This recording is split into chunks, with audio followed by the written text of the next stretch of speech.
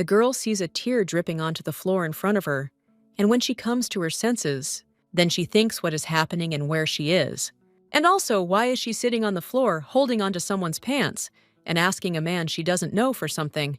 At this time, her interlocutor turns to the lady and tells her to let him go. But this is so annoying, and if the girl thinks that he will now change his attitude towards her, then she is greatly mistaken, because in his eyes, she has become even more disgusting. So let the lady stop, and the main character thinks what is going on. This guy scared her, and she already thought that the statue was talking, and it looked somehow unrealistic. Her interlocutor claims that he is repeating it for the last time, and if Lady Kana doesn't let him go, he will take away her hands, which shocks the girl. She immediately lets the guy go, after which he leaves. The main character thinks what he just said, and was that her name? The girl also doesn't understand why he said kanai. The main character understands that this could lead to her going crazy. After all, she really did come back. Kana Addis comes from a family responsible for protecting the Western continent. The girl is the eldest daughter of the Duke of Addis and an illegitimate child. When people passed by her, they asked if this was the eldest daughter of the Addis family. Another of the aristocrats asked why she didn't just shave her head since she had black hair and eyes. Long ago, a misfortune happened on this land, and it appeared in the form of black fog. And in an instant, it swallowed up the southern continent. Because the lady's hair and eyes were as black as the fog, her very existence was considered a symbol of misfortune. Maybe that's why people in her memories look at her with disdain. Of course, the lady's family was no exception for her stepmother and sisters. The girl was a thorn in her side. Her first younger brother treated her cruelly, and two pretended to be polite, but treated her like a maid. And finally, only the father remained watching everything from the side. Day after day, the girl tried to survive, and endured cruel treatment. She listened to all the reproaches that wounded her no worse than a sharp knife. One day, when the lady was 14 years old, she woke up in an unfamiliar place. As it later turned out, she became a girl named Ju Hua. Without wanting it, and for reasons unknown to her, when the main character looked in the mirror, she screamed, "Who is it and what's wrong with her face?" After which she asked me not to say that she was stuck in the alchemy lab. And in the end, she went crazy. The girl had no other options in mind. After all, either she had gone crazy, or this was just a bad dream, and she had no other logical explanation. Soon the lady stopped trying to find an answer and simply accepted the situation. Even in this situation, which literally knocked her out of the board, time inexorably moved forward. Anyway, her soul had already connected with their body, Ju Hua, so nothing would change, no matter how much she denied it. Then she had only one option other than to plunge into eternal sleep. And to do this, she needed to find a way to survive in this business. And that's how the girl became Ju Hua. Now the main character understands that after this, she began to work hard. Well, everything turned out to be simpler than she thought at first, because the lady's body stored all the memories and acquired knowledge. Of course, there were times when she had panic attacks due to psychological trauma. But she could cope with this too because she was used to being patient. With this name, she began her new life and lived like this for 12 years. Without any rest at all, the lady first completed her final exams early, and then she entered the Korean Medical University and received a medical license. In recent years, the girl worked as a doctor to gain experience. Well, now she sighs heavily and thinks why she is there again. The main character realizes that every time she lay in bed, she looked at the ceiling, thinking about how well she worked, and that everything would continue like this. Until then, it was like that life in Ju Hua's body was wonderful. Although it took time to adapt to her life, the girl was so happy because that life gave her so much. There she learned what it felt like to be hugged. Her mother assured her that she would support her in any endeavor. Her father and brother also took care of her, and the girl learned to show kindness. She was also the first to extend her hand and share love, and she experienced someone's warmth. Previously, the lady could not even dream of this, after which the main character gets up and runs to the mirror. She understands that this is how it was, but when she looks at her reflection, she realizes that it is sadly hanging black hair, and also the foggy eyes. The lady convinced herself she would never see that face again, and eventually, she was able to forget him. The last time she saw that face was when she was 14. The girl hasn't changed much, although she's noticeably matured. And here's her true face. Lady has truly returned to her real body and the real world. But she also remembers that man and realizes that at first she didn't recognize him, even though he looked familiar. If the lady remembers correctly who it is, then her affairs are bad, because he is like a time bomb. The main character sighs and realizes that she has no choice again, just like that day. But then she realizes that something has changed, because she is no longer the same Kana Addis. Therefore, no matter how terrible the situation may seem, you first need to try to solve it, and she is not going to give up so easily. The protagonist reads a note that says, "Marriage came first, then love." The author writes that she already knows the chronology of events, so she can easily win Duke Sylvain. And what's wrong with a marriage of convenience? She just needs to get closer to him.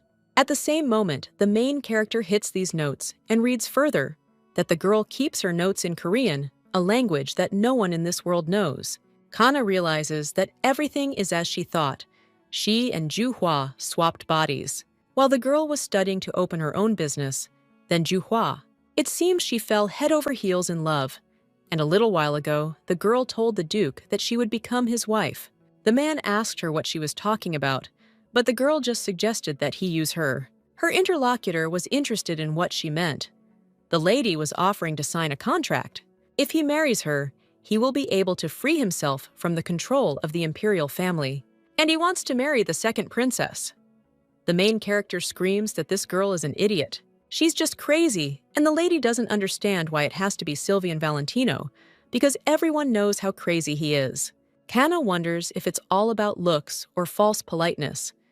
But how could anyone even propose marriage to such a dangerous person? After reading the girl's diary, the main character realized that Ju Hua fell in love with Sylvain at first sight, and so she did everything to win his heart. But unfortunately, it was all in vain, and if she had been less persistent, the chance of success would have been greater. Sylvian rejected her, and even her naked appearance could not soften his gaze. The man claimed that if he had known that she was this type of woman, he would never have accepted her proposal.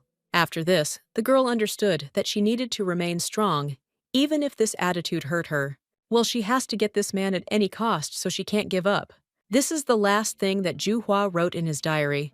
And in the end, she begged him, while clinging to his pants.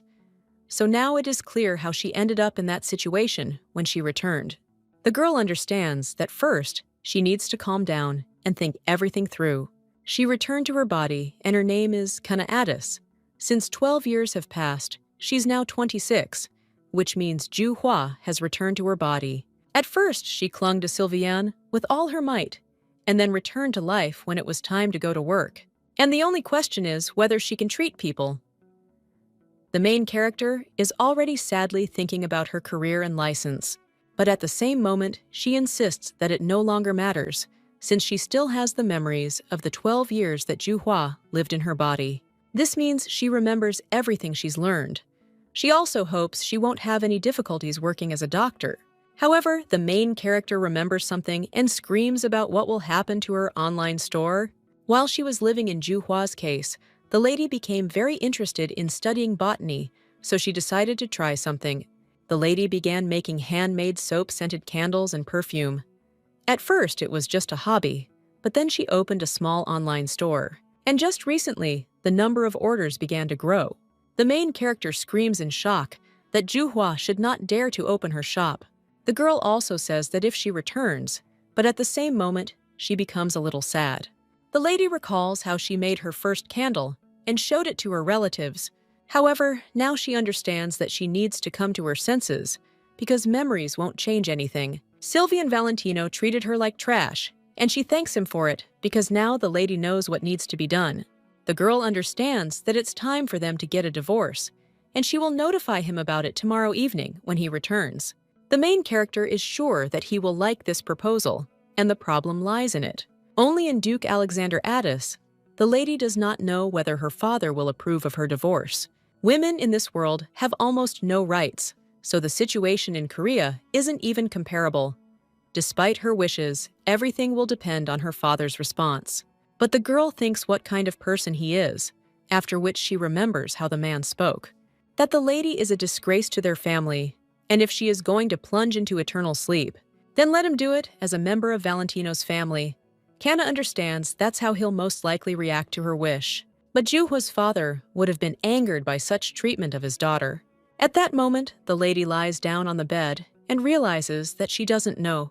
Therefore, it is better to rest for now and think about all this later. The main character closes her eyes and thinks that maybe this is all just a nightmare. At the same moment, the lady dreams of a girl asking her father what kind of person her mother was. Well, at that very moment, the main character sees her father's gaze and gets a little scared. After all, he looks at her menacingly and then gets up from his place. Kana immediately covers her head in fear, and the man turns to his daughter, and he tells her not to dare mention this woman in front of him. The main character understands that this explains everything, because her father hated not only her mother, but for this reason, everyone only cast contemptuous glances at her.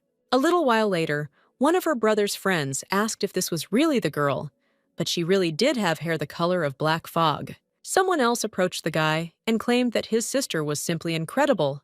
A little while later, the young man was already clenching his fist about to hit the lady, and the girl claimed that she was very sorry because she was wrong, and also asked him not to hit her. However, her interlocutor screamed at the lady to shut up because her place was among the trash. Now the main character opens her eyes. When the lady looks ahead, she sees a maid with a jug of water that she spilled on her own. The woman turns to the lady and asks why she is still sleeping. The main character understands that it was a dream, but the environment has not changed, which means this is Duke Valentino's bedroom. Kana wishes that all of this was just a bad dream. Well, at that very moment, the maid screams at the lady and asks if she really didn't hear her, since she told her to get up. The main character understands that if she were 14-year-old Kana Addis, she would not be able to do anything or would try to run away. Of course she's sorry, but now she's not that little girl anymore. After which the girl turns to the maid, and he asks her to tell him her name. The girl also recalls how the maid once beat her. The woman claimed that the lady had overslept again today, after which the girl apologized with a smile on her face. She also thanked the maid for waking her up. But now the main character only asks her to say her name, and the woman wonders if she is imagining things or if the atmosphere has changed somehow. Although she understands that this is still the same Kana Addis, the maid turns to the lady and asks if she's really all right in the head. Her name is Mary Goldian, and has she really forgotten? Let the girl get up. It's time to greet Madame, their main character. Remembers all this, and then replies that no. The maid asks what she is talking about, and the girl answers that she won't go anywhere because she doesn't care about all these greetings. The woman screams in shock at the lady asking what this means. The girl then asks who she is calling a lady. The main character also claims that she is the Duchess of Valentino, and also the owner of this mansion, so let her call her Madam from now on. Mary is shocked and wonders if the lady is really in her right mind, and if she really does look like an aristocrat. Then she decided to behave appropriately. But to the Duke, she was nothing more than trash anyway, and also a fake that even the family turned away from.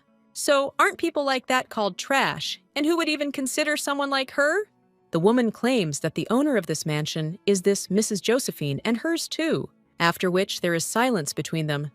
And a little while later, the main character extends her hand and tells the maid to give her a vase. When she hesitates a little, the main character snatches the vase. She also asks if there is any water left and then turns the vase over, pouring all the remaining water on the maid and saying how impudent she is. After which, the girl turns to the maid outside the door and tells her to bring her some rods. A little while later, this girl brings them, and the main character asks what Mary Goldian is worth. After all, she has to expose her shins. The woman is shocked and screams at the lady asking what she's doing. She also wonders if she hasn't mixed anything up, since she has been in this house longer than her. And moreover, she has gained the trust of Madame Josephine. The main character asks what's wrong with Togo, because she's just a servant and a crazy maid who poured water on her mistress. Kana claims that she has every right to be punished since she is the Duchess of Valentino, and with the power vested in her, she orders Mary to bare her shins. When the maid wants to say something else, the protagonist asserts that if she refuses, she will punish the other maids. And also the butler, who was unable to train the servants properly. After which the girl says that she should choose whether she should punish Mary or the entire servant. The woman then lifts her dress and shakes all over. Kana understands that it seems she scared her a lot, and also thinks that the maid has already realized everything. But at that very moment, the lady remembers her mother's words about what if she decides to punish someone. Then, let him do it properly, after which the main character with all her might kicks the maid in the legs. The girl understands that after one blow, she is in shock, and after two, she will feel pain. On the third hit, she will start begging for forgiveness, and the woman immediately falls to the floor asking for forgiveness. Kana asks why she's apologizing, and her interlocutor replies that she dared to assume the guise of a water lady. The protagonist asks if that's all, and if she didn't just slap her in the face to wake her up. After which the woman apologizes to the lady, and the main character asks if she still calls her lady, and the maid at the same moment screams to the madame that, no, and this will not happen again. Kana claims that this is how it will be, because next time she will not forgive such impudence so easily. She also tells the maid to clean when she runs away. He just turns menacingly to Kana. The girl understands that one time won't change anything. The main character sighs and remembers Juhua. She understands that she made her life wonderful because she entered a prestigious university and became a doctor. After which the lady met the perfect guy. But Juhua turned her life into a living nightmare. The girl understood that everyone there despised her, even though she was an aristocrat. But no one takes her into account and insults her without hesitation, and even looks down on her. But then the lady saw one guy who did not look at her with disdain. At this time, someone opens the door to the main character's room and asks what she is doing. It turns out to be a countess named Josephine Elster. The woman wonders what kind of example the lady is setting, and the main character understands that she didn't show up without dust. This woman is her sister-in-law and also the stepmother of Sylvain Valentino and the real owner of this mansion. The woman turns to the lady and claims that Mary told her something strange. But did the girl really forget that she should greet her every morning? It's almost 1 o'clock, and she hasn't even shown up for lunch. The main character realizes she's talking about a lunchtime greeting. The girl is obliged to greet her 3 times a day, and these are at 7 a.m., noon, and 6 p.m. This is a kind of hidden threat, so that the lady does not even think about going anywhere. Hua obediently did all this because she wanted to receive at least a little love. But still, she shouldn't have done it. She can't expect to be treated well if she's treated like an animal. Kana realizes that she has never lived a normal life, but now, the girl claims that she didn't forget because she just didn't want to do it. The main character understands that she will never again allow anyone to treat her like this. The main character remembers Countess Josephine Elster and realizes that she became Sylvain's stepmother when he lost his mother at the age of 10. Despite the previous duke's immersion in eternal sleep, she remained in the mansion and still considers herself the head of the family. And in order to ensure that she retained this position, she decided to subordinate Kana, even though she was her mother-in-law's. At this time, the woman asks what the girl just said, and the main character replies that she will not do this anymore. Josephine wonders what kind of look the lady has, because she thought that Mary was just exaggerating. But is this really the girl who was ready to eat from the floor just to be loved? And is she completely out of her mind? The woman turns to the lady and exclaims that these are their family traditions. Since she married her precious son, let him deign to observe them. But the main character pushes the woman's fan aside and becomes interested.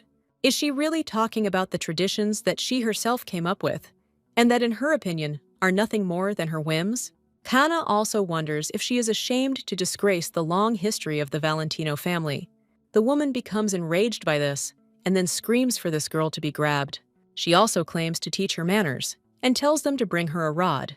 Mary promptly brings it, after which the woman screams for the maid to bare her legs and she obeys. After which she approaches the lady and understands that now she will know not to raise her hand against Madame's valuable servant. But the main character at that very moment tells her to take her hands off, after which the girl lifts her dress and asks her mother to punish her. The woman is shocked, wondering if she is really smiling, and wondering if she really thought this was all a joke. But she will punish her until the girl realizes her mistake. The main character wonders if this is true, after which she asks if she is really going to beat her daughter-in-law with rods. And if so, then she thinks that such a method of education is worthy of a respected ducal family. Duke Valentino must be very proud of her. Well, at that very moment, the woman screams at the girl to shut her mouth and asks how she dares to interrupt her elders. After which, she starts beating Kana and shouts how impudent she is. And doesn't the Addis family teach etiquette? She was not taught any manners and was brought into her house as a daughter-in-law. A little while later, the servants watch the lady and the maid only smiles. The girl understands that she no longer cares about these stares, and she will not scream and will never again do what she wants. A little while later, the maid realizes that the girl has definitely gone crazy, and how can she change so much overnight? The main character realizes that there is no living place left on her calves, and earlier, she would have already fallen to her knees begging for forgiveness. But now, she will definitely be able to endure it. And Josephine wonders if the girl still hasn't realized her mistake. The main character turns to her and replies that, yes, it is her fault. Her interlocutor, with a smile on her face, understands that the girl has finally admitted it. But Kana only claims that she shouldn't have done something against her will, and that's where her mistake lies. The main character also asks why she should waste her time on her mother at all. After all, she is just a guest in her house, so why should she be pleased? The woman in shock asks what the girl is talking about now, and whether this is really her house, and she is just a guest. Kana replies that everything is correct, because she is the wife of Duke Valentino, and the mansion belongs to the Duke and Duchess. To be honest, Mother should have left this place a long time ago. The woman at this time remembers how everyone admired her all the time and addressed her as a duchess. They presented her with luxurious gifts, and everyone respected the woman. That's why now she's wondering how the girl even dared to do this. Consider her a guest in your own home. But at the same moment, the main character falls to the floor because she can no longer stand.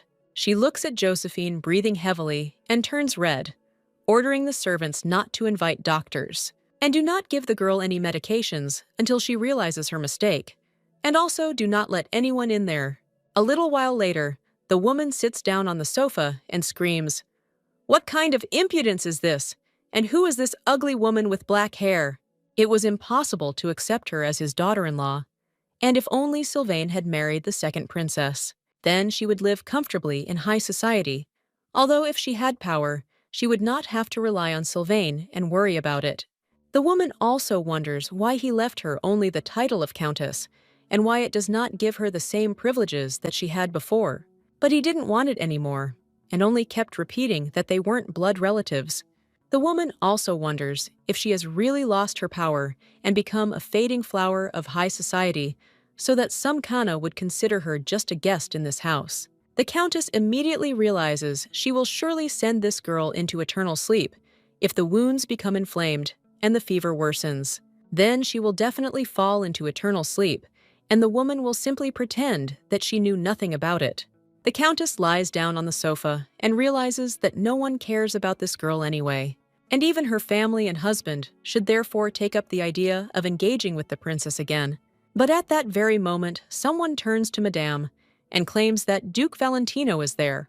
When the woman turns around, she asks what brought Sylvain here at this hour. The countess wonders why he suddenly came to her and whether the reason is this girl.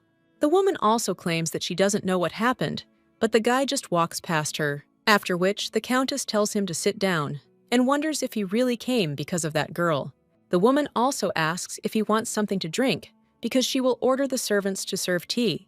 Well, her interlocutor only claims that he heard strange rumors. Josephine is shocked and wonders if he really came because of Kana and why he showed up so late. The woman also wonders if this girl is really that important to him and what she has already managed to tell him.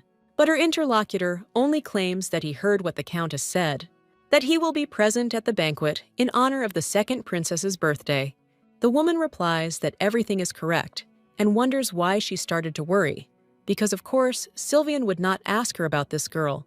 The countess adds that Princess Lillian was simply so worried about this that she could not help but promise her that the guy will keep her company. The woman also thinks how fortunate everything is, as such frequent meetings will definitely help her arrange a marriage with the princess. But Sylvain wonders if she really promised, and the woman is a little surprised. After which, her interlocutor asks the countess who gave her the right to interfere in his affairs. The woman is a little nervous about this and claims that Her Highness the Second Princess said that she has not seen him for a long time. Well, in that case, the man says that Countess Elister herself, and she no longer has the right to accompany hers, after which the guy says that he will go and leaves the room. At this time, the main character is lying on the floor, after which the girl opens her eyes. Kana says that she needs water, after which he keeps wondering how long she was unconscious, because her whole body is burning. However, when the girl tries to get up, she feels terrible pain in her legs, and when she turns around, she says how awful it is. After all, there is not a single living place left on her, and the lady doesn't even know what to do. The wound cannot be left in this state and needs to be disinfected before it becomes infected. In the worst case, she could suffer nerve damage or fall into an eternal sleep. The girl also wonders if this was the Countess's plan, and she will not give her any medicine or a doctor. People are such fragile creatures, but there is nothing surprising about it, because everyone there initially disregarded human lives. Kana claims that she is able to heal herself. A little while later, the lady takes the wine and says that she hopes it will be enough to disinfect the wound. The girl understands that she needs to start, and it will be terribly painful, but she will endure it. Well, when the main character looks out the window, who thinks what it is? When the lady opens the door to the street, she smells the aroma of the tree, and looking at it, understands that she was right, because it is a camphor tree. It is used in medicine in Korea, and every part of this tree is rich in healing properties. It helps to reduce pain and relieve inflammation. This tree grows only in the eastern continent, so it's a little strange that it's standing next to her room. But at that very moment, the main character realizes that there was something like that in Jiha's memories. There, the Countess asked if they had planted this tree as she had ordered, to which her interlocutor replied that yes, and although these trees only grow in the east, now they are in her garden too, and therefore many people will envy this. The woman also told them not to forget to put the magic stones, because without them, the trees would not survive in the local climate. Kana realizes that she has heard about them before, and that the magic stones prolong the life of plants, which is why it is so strange. However, in any case, she was very lucky, and a little while later, the lady was already folding several leaves and realized that everything was ready. The main character thinks she can do it, and then pours wine on her foot. At that moment, the girl feels terrible pain, but she understands that she must endure it because she cannot faint now. A little while later, she finishes treating the wounds and realizes that she did everything in her power. However, she was incredibly lucky, even though there were no painkillers or antibiotics there. The girl understands that in Korea, she would not have to suffer so much. If she had been there, she would have reported everything that was happening to the police at that very moment. They would have called an ambulance and taken her straight to the hospital, given first aid, and bandaged her. Her family would have stayed with her, worried about her health. The girl also recalls how the woman turned to her daughter and claimed that tears would not help her grief, as they would only make her weaker. That's why now the main character understands that she shouldn't cry, but she really wants to return to her family. The lady also says that we will have to get used to life here. A little while later, the butler informs the master of what happened during the day. He also claims that the Duchess's wounds are quite serious, and it is dangerous to leave things as they are. But his interlocutor replies that Countess Elister decides such matters, and the butler says that he understands. Josephine Elister's guess turned out to be correct, because it was Sylvain Valentino. He didn't care at all about his wife's condition, even if she had fallen into eternal sleep.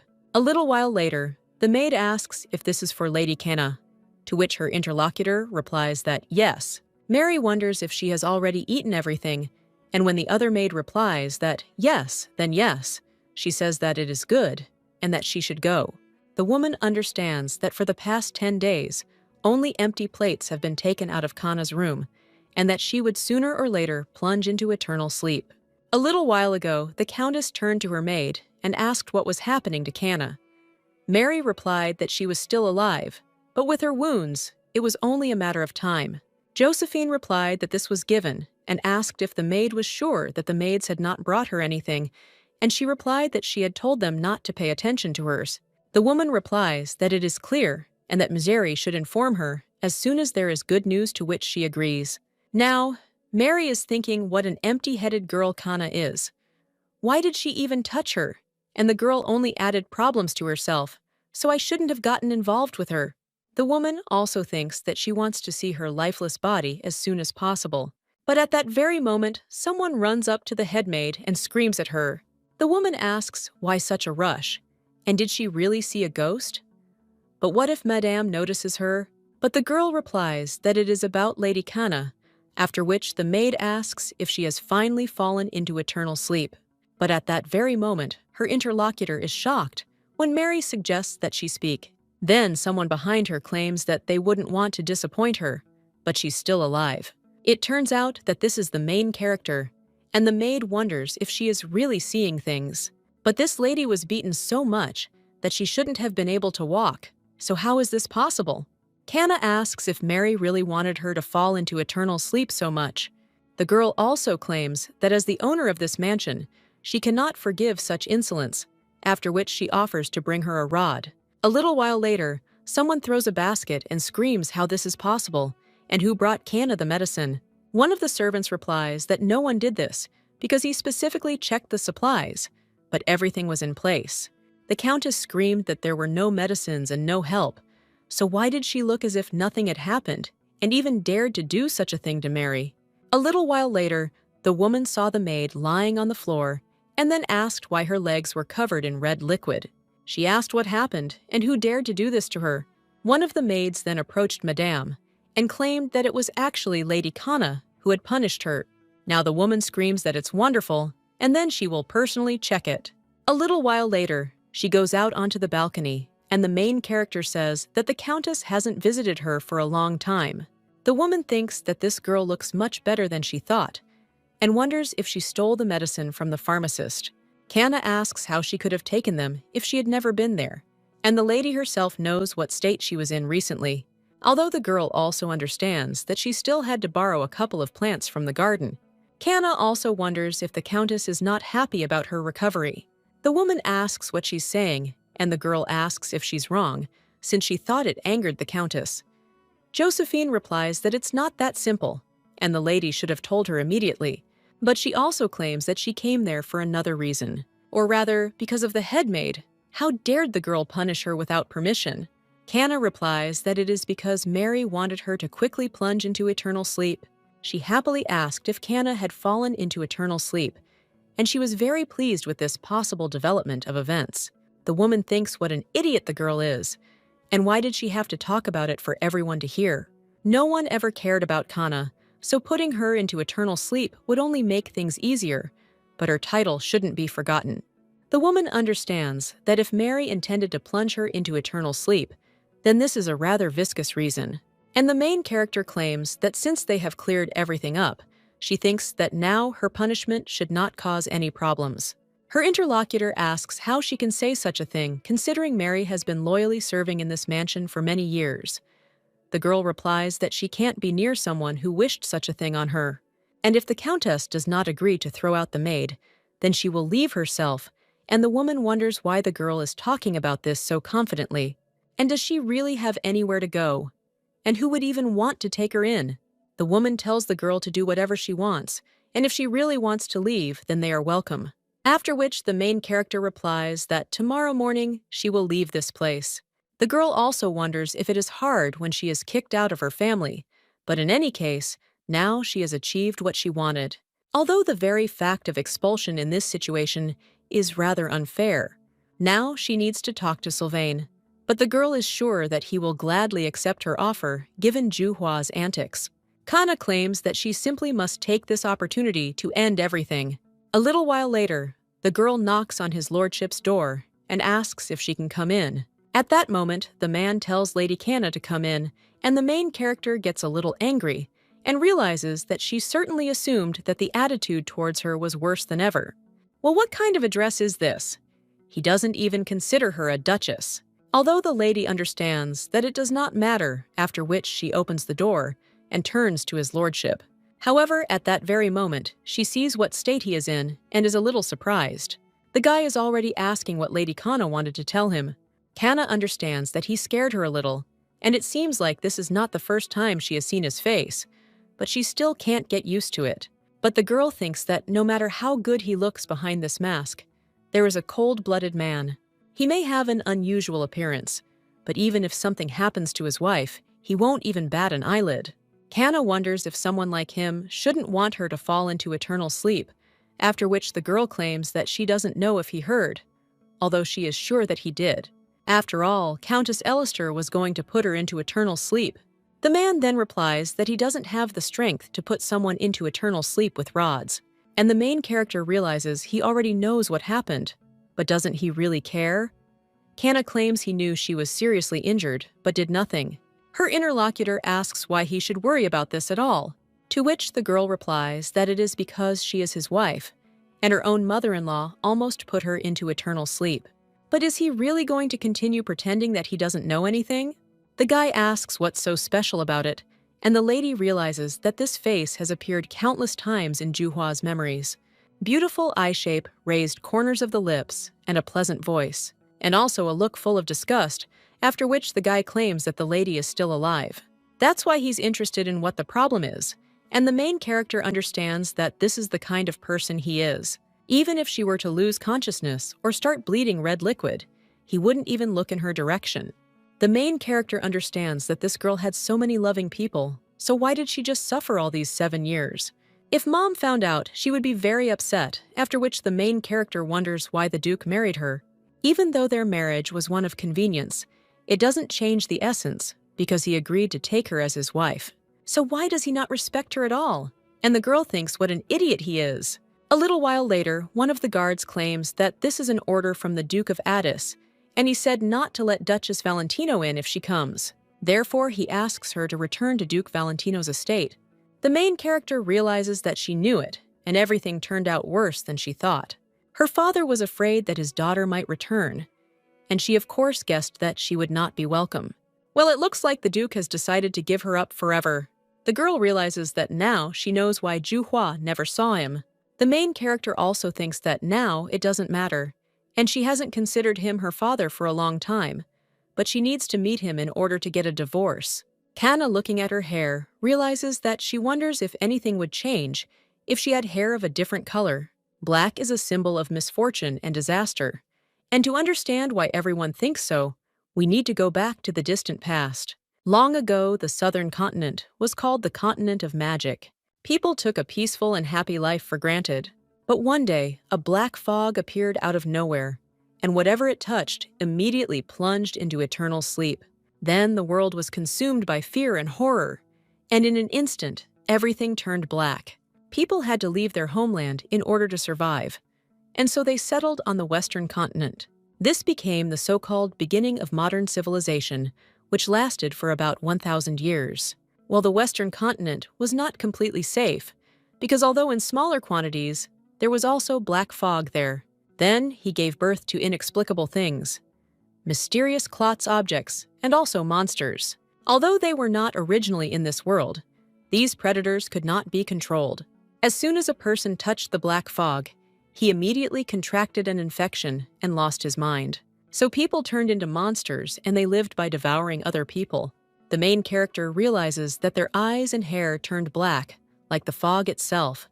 So it is natural that a person with this color will become a monster in the future, although this is the most common hair color in Korea.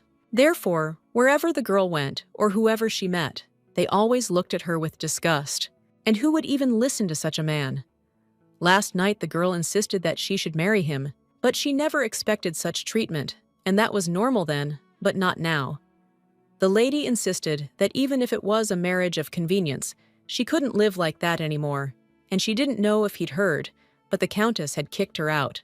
The guy asks what happened to Togo, after which the lady replies that she will leave this place and return to her parents' house. Her interlocutor asks if she is really saying that she will leave this place, the place where he lives, after which the guy sighs and replies that she can do as she wants. Kana claimed that she intended to file for divorce as soon as she received her father's permission. Her interlocutor replied that he was looking forward to it.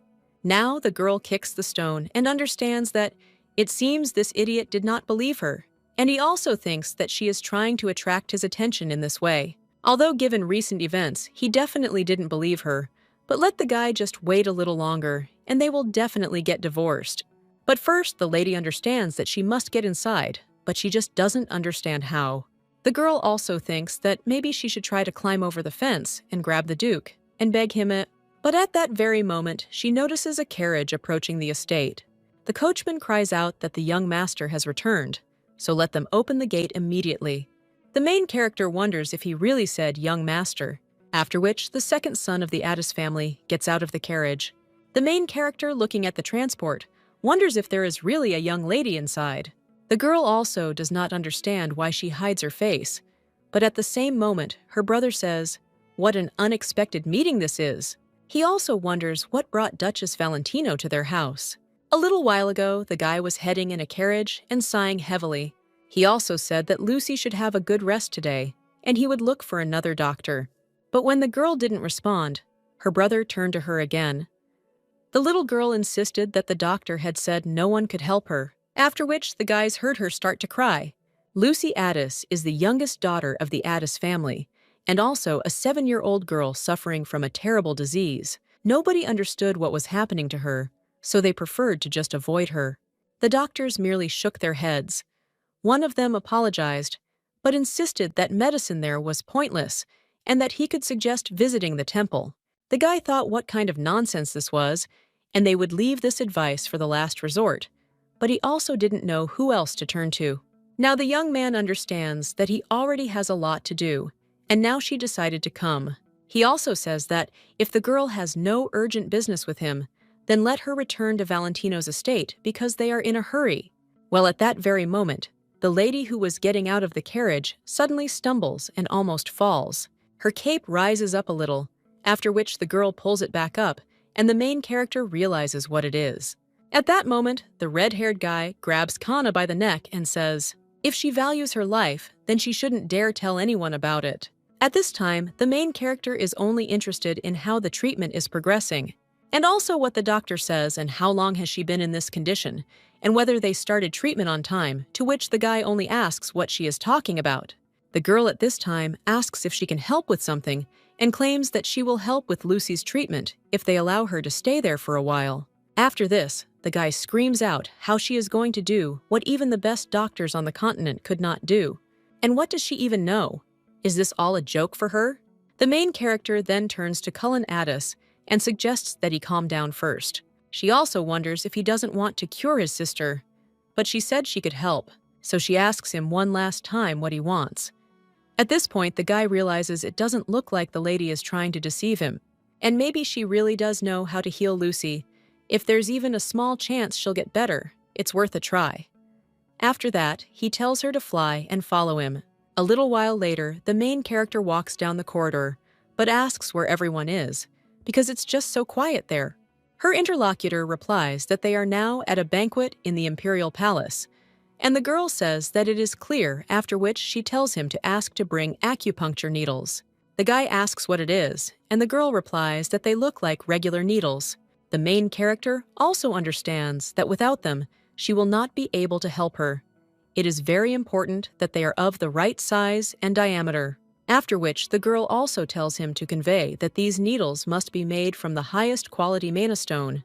At this time, Cullen is thinking about how this will help his sister, and it seems he was too hasty with this decision, because the girl looks shabby and does not inspire confidence. But then the lady's brother says, "Okay, it's better than going to the temple."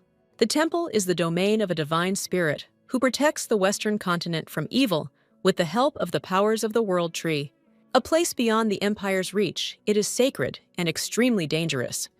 No one has the right to enter or leave it at will. There are also no rules of etiquette there, and everything that happens is devoid of common sense, so he does not want to send Lucy there.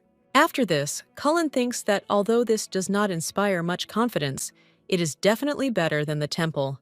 The guy also wonders if the lady at least radiated medicine, but she asks if he knows that she was interested in alchemy. During her studies, she discovered that she had a close connection to medicine, and she learned the mechanics of healing, the boy claims. This is the first time he's heard that alchemy is closely connected to medicine. The main character replies that there's a connection between them, at least with what she's been studying. The girl also understands that this is a convincing lie. She also claims that she first needs to assess the girl's condition. Cullen, watching his sister, realizes that although he doesn't believe a single word she says, however, the lady has a straight posture and confident speech, and she also acts without hesitation, and is no longer the same as before. Perhaps she's become a completely different person over the past 7 years. A short time later, the protagonist approaches Lucy and greets her. The girl also tells the baby not to be afraid because she won't hurt her and asks if she can get out from under the blanket. Hannah also tells her not to worry because she knows about the baby's illness, and if she is prescribed the right treatment and medications, then everything will be fine. But the girl replies with a shaking voice that the doctor said that nothing can be done, and the main character replies that she has already met people with this disease many times, but she healed them so she can help her too. The baby then takes off the blanket, and Cullen realizes that people have always been horrified by her face, so he can't even imagine how hard it was for Lucy in those moments. He also thinks that if only the girl would try to say something about it, then he would definitely. Well, at that very moment, the main character says that it's great, after which she asks if she can now close and open her eyes. When the baby does this, the girl replies that this is wonderful, and now let her help only with her right eye and then only with her left. Hannah also asks if she can't close her left eye, and Callan wonders if his sister wasn't surprised at all, and he didn't expect such a calm reaction from her, as if it weren't such a terrible disease. Meanwhile, the girl asks Cullen if Lucy gets sick often. Her interlocutor notes that he would not have said so, and she has never been seriously ill. The main character asks if she had a fever or cough before these symptoms appeared, to which the man replies that on that day, she fell from a boat into a pond and then caught a cold, but she quickly recovered and was never sick again. Hannah replies that she doesn't think so, after which she asks Lucy if she has had any pain or noise in her ears since that incident.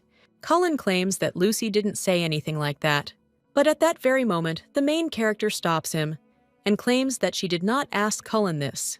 The guy is a little surprised and understands that if even he doesn't know about this, then the girl certainly wouldn't be able to hide anything from him.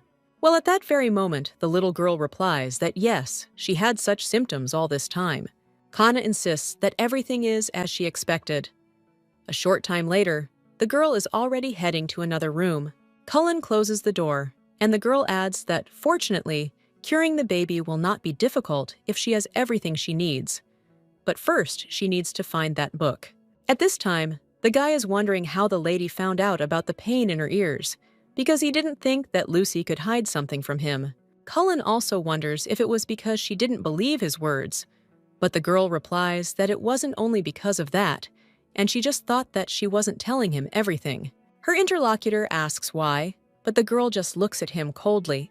The main character also remembers how the guy claimed that his sister was too much trouble and that she should bring him the book he dropped in the garden. Let the ladies move, she's no use at all. The young man also turned to his sister and told her not to dare talk to him anymore because she was disgusting. Hannah claims that she doesn't even know, but if she were in this girl's place, she would have done the same. The guy is shocked by this, and the main character claims that he said that they had seen many doctors, but she never spoke about her pain, and she thinks that the girl was afraid of the reaction of others. Cullen claims that this simply cannot be, because he is making every effort to make Lucy feel comfortable in the mansion. The main character understands that, of course, for someone who has not known this horror since early childhood, he will never understand their feelings, no matter how hard he tries. Hannah asks if he understands that other people live in this house and that the girl is an ordinary daughter of a maid who was born right after her wedding. It doesn't matter what he thinks about her, but not everyone there thinks the same way. Mother, sister, and brother, didn't he think that they might have a different opinion? When the guy is silent, the main character understands that it seems he has nothing to answer her, but she still wonders why he became like this. But she would never have thought that he would care so much about his stepsister, because with her, everything was different. When the girl coughed, she only heard someone speaking to her with displeasure. The guy claimed that since she was sick, she should have stayed in her room. After all, no one wants to see a sick person wandering around the mansion, so let her not catch his eye. The lady wonders if he has always treated her like trash, and now he has decided to play the caring brother. Although thanks to him, I have a place to stay. He is still the same idiot. Hey! The girl tells him to open the library because she needs to find something there. When the main character looks at the papers, she remembers that Lucy had a fever and a cough, and now she also has an earache. These are typical signs of a viral infection, which is the cause of facial paralysis. The main problem is with medicinal herbs, because she doesn't know where to get them. Fortunately, the plants there are the same as in Korea, and they are ideal for Eastern medicine. The girl understands that Lucy is very lucky that the disease did not affect the brain, because in that case she would not have coped without instruments and would have had to analyze the red liquid. The lady also notices a look of distrust on herself and understands that it seems that her brother will find it difficult to accept her help. At this time, the guy is wondering if the lady really thinks that medical books from the East will help in any way. The Eastern continent was accidentally discovered by one navigator less than 10 years ago. There's very little information about it, and only records of herbal use exist. For example, it's known that tea made from the roots of peonies growing there helps with anemia. The main character understands that although the West knows practically nothing about the East, people began adding herbs to tea only because they succumbed to fashion. But if the proportions are wrong, many of them have no effect, so no one knew that they could be used in medicine. More precisely, they simply did not have anyone who understood Eastern medicine. Kana claims that this book will be useful to her, so he should not worry and follow her instructions. The guy then reads the list of ingredients that the lady wrote, and she asks if it will be difficult to get them to, which the guy replies that no, and there shouldn't be any problems. But he also understands that he has never heard of such herbs before, and of course he does not trust her, but it seems that she knows what she is doing. And she guessed about Lucy's symptoms that even he didn't know. The main character tells him to let her know when everything is ready, but now she has to go to her lab, and she wonders if she is still there. To which the guy replies that yes, and the girl asks if they didn't even try to change her. Her interlocutor claims that no, because her father locked it so that no one could enter. He also hands the keys to the lady when the main character enters this room. He is a little surprised and realizes that nothing has changed there since the day Ju Hua went there before the wedding, and it is as if time has simply stopped. The girl thought that the Duke would get rid of her immediately, but still does not understand why she remained untouched. After all, it was as if he wanted to preserve the memories of the owner of this room, so she could return there at any moment. Well, then the main character realizes that this can't be true, and most likely this is some kind of mistake, because why would the Duke remember her? And he hates her with all his heart. Even a dog would faint upon hearing this, so it would be better for it to go check out the underground laboratory. When the girl goes downstairs, she wonders if nothing has changed there either. The only thing that makes her happy after her return is the opportunity to practice alchemy again. The girl realizes that she smells the familiar scent of dusty books and understands that mana stones are an important ingredient in alchemy. She is so sorry that they did not exist in Korea. And when the lady takes out one of the books, she wonders how her family lived there. After all, they were the only ones with her throughout her childhood in that huge mansion. The lady puts one of the books to her forehead and says that they haven't seen each other for a long time. But at that very moment, the girl hears someone running there, after which she opens the door. The lady realizes that this familiar feeling struck her like lightning because neither Cullen nor the servants burst into the room. And the real monster and the guy at this time turn to trash, after which he wonders if she really came back. A little while ago, someone approached young Mr. Orsini. The guy claimed he was bored at the banquet because the repertoire hadn't changed in several years. He also asked if Cullen was home, since he hadn't seen him, after which the butler claimed that, in fact, the Duchess of Valentino had arrived at the estate. The guy is surprised after this and asks what he is talking about, and also asked if Kenna Valentino is really there. But the butler replied that yes, and he heard that the girl had come to help Lady Lucy, and now Mr. Cullen had gone to get everything necessary for treatment. At that very moment, the young man turned over one of the screens and asked what kind of nonsense this was and what kind of treatment this was, for which his brother allowed this trash to enter their house. Now the guy approaches the lady and says that her hair is still the same disgusting black color. Kanna realizes that this is a familiar nickname and insult, and she remembers very well what will follow these words. Since this guy also lives here, it would be logical that they would cross paths sooner or later, but she didn't expect it to happen so soon. The lady's feet seemed to be rooted to the ground, and her fingertips were trembling. The girl also remembers how when she was little, a boy asked her why she didn't just fall into eternal sleep, because it would be a wonderful gift for them. But let her not even think about walking with her head held high. And let her just try to look into his eyes, because he will immediately plunge her into eternal sleep. Kana understands that she really likes this because it's all so exciting. The main character puts the book on the table and turns to Orsini. The girl claims that she is glad that they met, and her feelings are sincere. Kana claims that she really missed him a lot. The lady understands that he doesn't know what promise and oath she made to herself, but she said that if she met him again, she would definitely make him suffer and make sure that he got what he deserved. At the same moment, the young man pushes the lady's hand away and wonders if she fell down the stairs at Valentino's estate and went crazy. The guy also asks if since her father forbade her to come there, she decided to pretend to be a doctor, and also has this scum forgotten its place, because if so, then it's time to remind her once again. Then the guy grabs the girl by the hand and claims that she is trash. The main character simply smiles in response. Meanwhile, the young man reminisces about his childhood. When he was walking through the garden, he saw a lady with a book under a tree. But now the main character says that he is too close, after which she suggests that he move away. The young man immediately moves away and thinks whether the girl has always been like this, but this is impossible.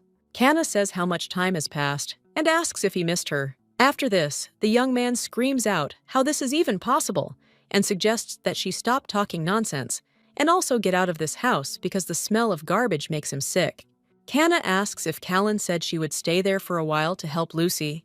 Her interlocutor wonders if she has really gone crazy and is not afraid at all. But he needs to pull himself together because he came there to throw her out of there, but now he doesn't understand why he continues to listen to all this nonsense. At that very moment, the guy says no way and screams that she herself will want to leave there. But at that very moment, the girl pours some liquid on him, and the guy asks what it is. The girl replies that this is a way to teach her bad brother a lesson. However, when the guy asks what this nonsense is, he feels the liquid begin to hiss, after which he actually feels pain and unbuttons his shirt, crying out that his skin feels like it's on fire. At that very moment, the young man sees the wound. Kana asks if it hurts, but she created this potion as a child, and it burns through flesh without causing bleeding. This is a special remedy, and the pain will not go away until he uses the neutralizer, and a scar will remain. If he apologizes right now, she will give him a neutralizer, and he doesn't want to spend his whole life with this pain. After which, the lady asks what he will do, and the guy screams that this idiot is crazy. At this time, in the banquet hall of the Imperial Palace, someone addresses the Duke, and he claims that he received an urgent letter from the estate. The man then takes the letter in his hands and reads that Kana Addis has returned. A little while later, Orsini is lying on the floor, and Cullen is wondering what happened there. The main character replies that the guy tried to attack her, so she had to use force, and her interlocutor asks if this really should have happened, to which the girl replies that yes, because she used her potion. It and the neutralizer for it were created by her at the age of 14, and she would have given him this neutralizer after an apology, but the guy preferred to remain silent. Cullen is a little silent in response to this, but the girl says that this is not the issue now, after which she asks if Cullen has prepared the materials, to which the guys answer that yes, they will be delivered around midnight. Kana replies that this is excellent, and let him let her know when they arrive, to which he agrees. And he claims that he will later order the servants to carry Orsini away from there, to which the girl agrees. A little while later, the guy walks down the corridor and wonders if the lady really created him at 14 years old. Orsini is one of the best swordsmen in the Empire who can even split a stone if he wants to. But even he lost consciousness from a potion made by a 14-year-old girl. It's just incredible, and if she had such talent, why did she endure it all this time? Although she's no longer that little girl, and her expression has become more confident. So the guy wonders if this means she's ready to fight for her honor. A little while later, someone says that here are the needles that the lady asked for. The main character looks at them and realizes that this is an excellent piece of work. Acupuncture needles help to disperse the thick red fluid in the body. They are made from highly local healing magic stones, so the girl understands that this is excellent. There are herbs too, so there is only one thing left. The main character hands Cullen a paper and tells him to put his seal on it. Her interlocutor asks if this is really a contract, and the lady doesn't trust him so much that she replies that she just wants to be sure. Her interlocutor claims that he doesn't even know how to react to this, but when he puts the seal, he asserts that the lady must cure Lucy at any cost. The main character replies that it's natural, and then suggests starting the treatment. The girl also tells the baby to tie her hair back so the back of her head is visible and then lie on her stomach, after which the main character says that Lucy is doing well and claims that she is starting, so let the girl relax. However, when Cullen sees the whole picture, he screams for the girl to stop. He also wonders what she is doing and whether she has gone crazy. The guy also adds that she is really going to pierce the girl's delicate skin with this needle, and the little girl asks if there is really a needle there. Kanna wonders how he could stop her, but her interlocutor screams out what kind of treatment this is. The main character asks him if she should stop, and if he is sure that he wants her to stop. Her interlocutor replies that he simply has never seen such treatment before, to which the girl replies that she learned this method while studying alchemy, and he believed in her and entrusted her with the treatment. Since he doesn't trust her so much, the lady suggests ending it there and letting him choose, because the more he hesitates, the less chance of success. The guy understands that the lady is called the shame of the Addis family, even with the title of Duchess. She has no power in high society, and hasn't Kanna always been like this? Or maybe he just didn't know her, because the lady is truly confident in her abilities. But the young man wonders who even treats with needles. It's absurd. However, the confidence with which she speaks the toast gives him hope. After which, the guy lets go of her hand and claims that he trusts the lady so she can continue. Kanna replies that this is wonderful, but tells him not to interfere anymore. The main character thinks how this guy irritates her, but now the little girl is afraid. In this state, it will be more difficult to endure the process, and then the main character turns to Lucy, and she also says that she will get better soon, so let the little one believe her and ask if she can do it. The little girl is wondering if she will definitely be able to recover, but no one has ever told her this. That's why she is so happy and has hopes for the lady. The main character thinks how cute she is and how quickly she catches on, after which the girl says that it's wonderful and let her lie down on her stomach and also expose the back of her head. A little while later, the girl claims that she feels much better. Cullen claims that her lip muscles seem to have relaxed more, and is this treatment really that effective? Kanna claims that she did say so, and she asks if he trusts her now. The ladies understand that, frankly, she didn't expect such a quick effect, and after all, healing is much easier with magic stones. Kanna claims that the treatment will take a few more days. The baby needs to take the medicine from the package every day. Cullen says he understands, and then the girl says that the treatment is over for today, so she is going to sleep. The guy then turns to his sister, and when the lady turns around, she asks what is going on. But her interlocutor is silent for a while, after which he replies that it's nothing, and that she should rest.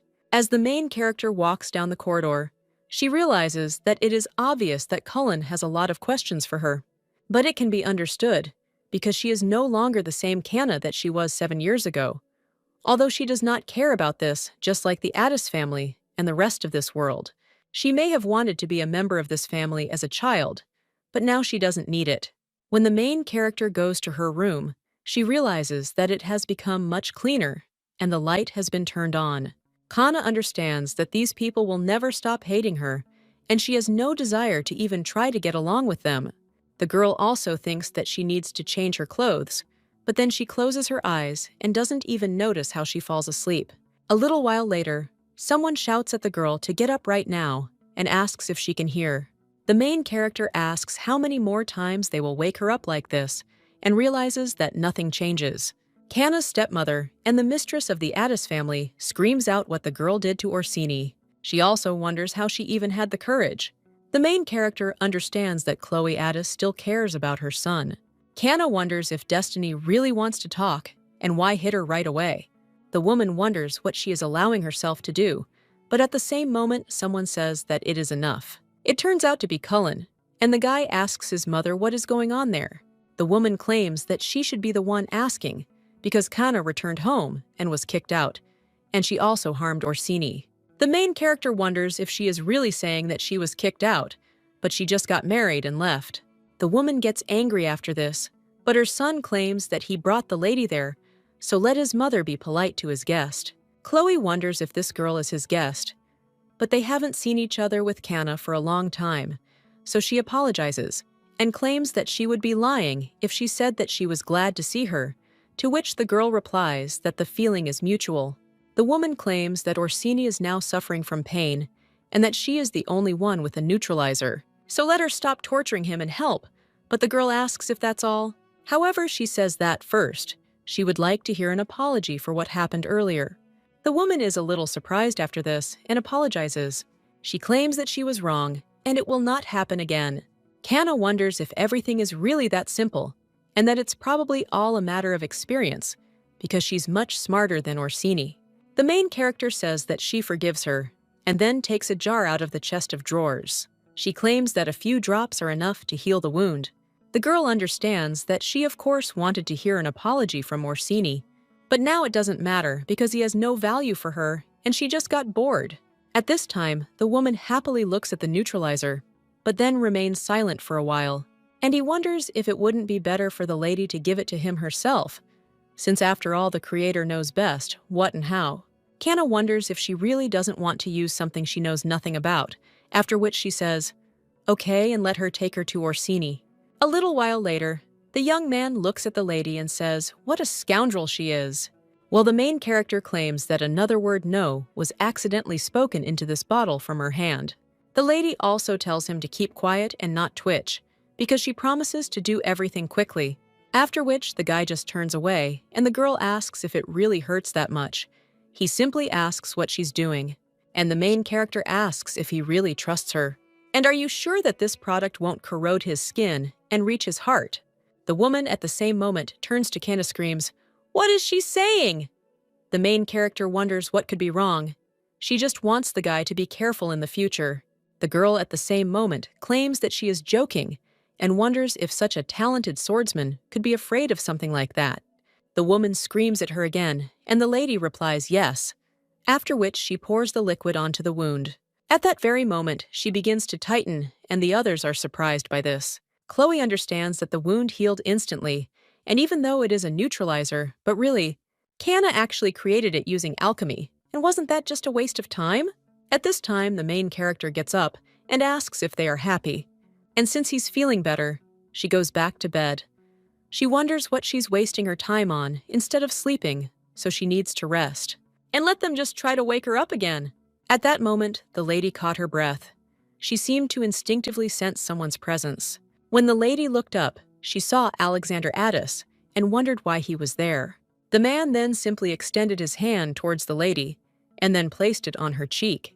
He also turns to Kana Addis, and the girl is shocked and wonders what is going on.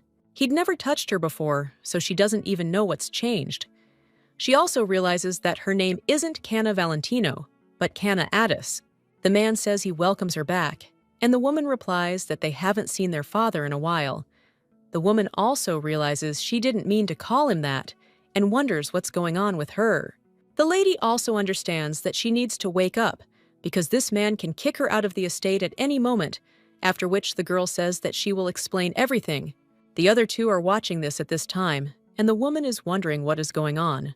Didn't he forbid Kana from returning to the estate? So why doesn't he kick her out and yell at her?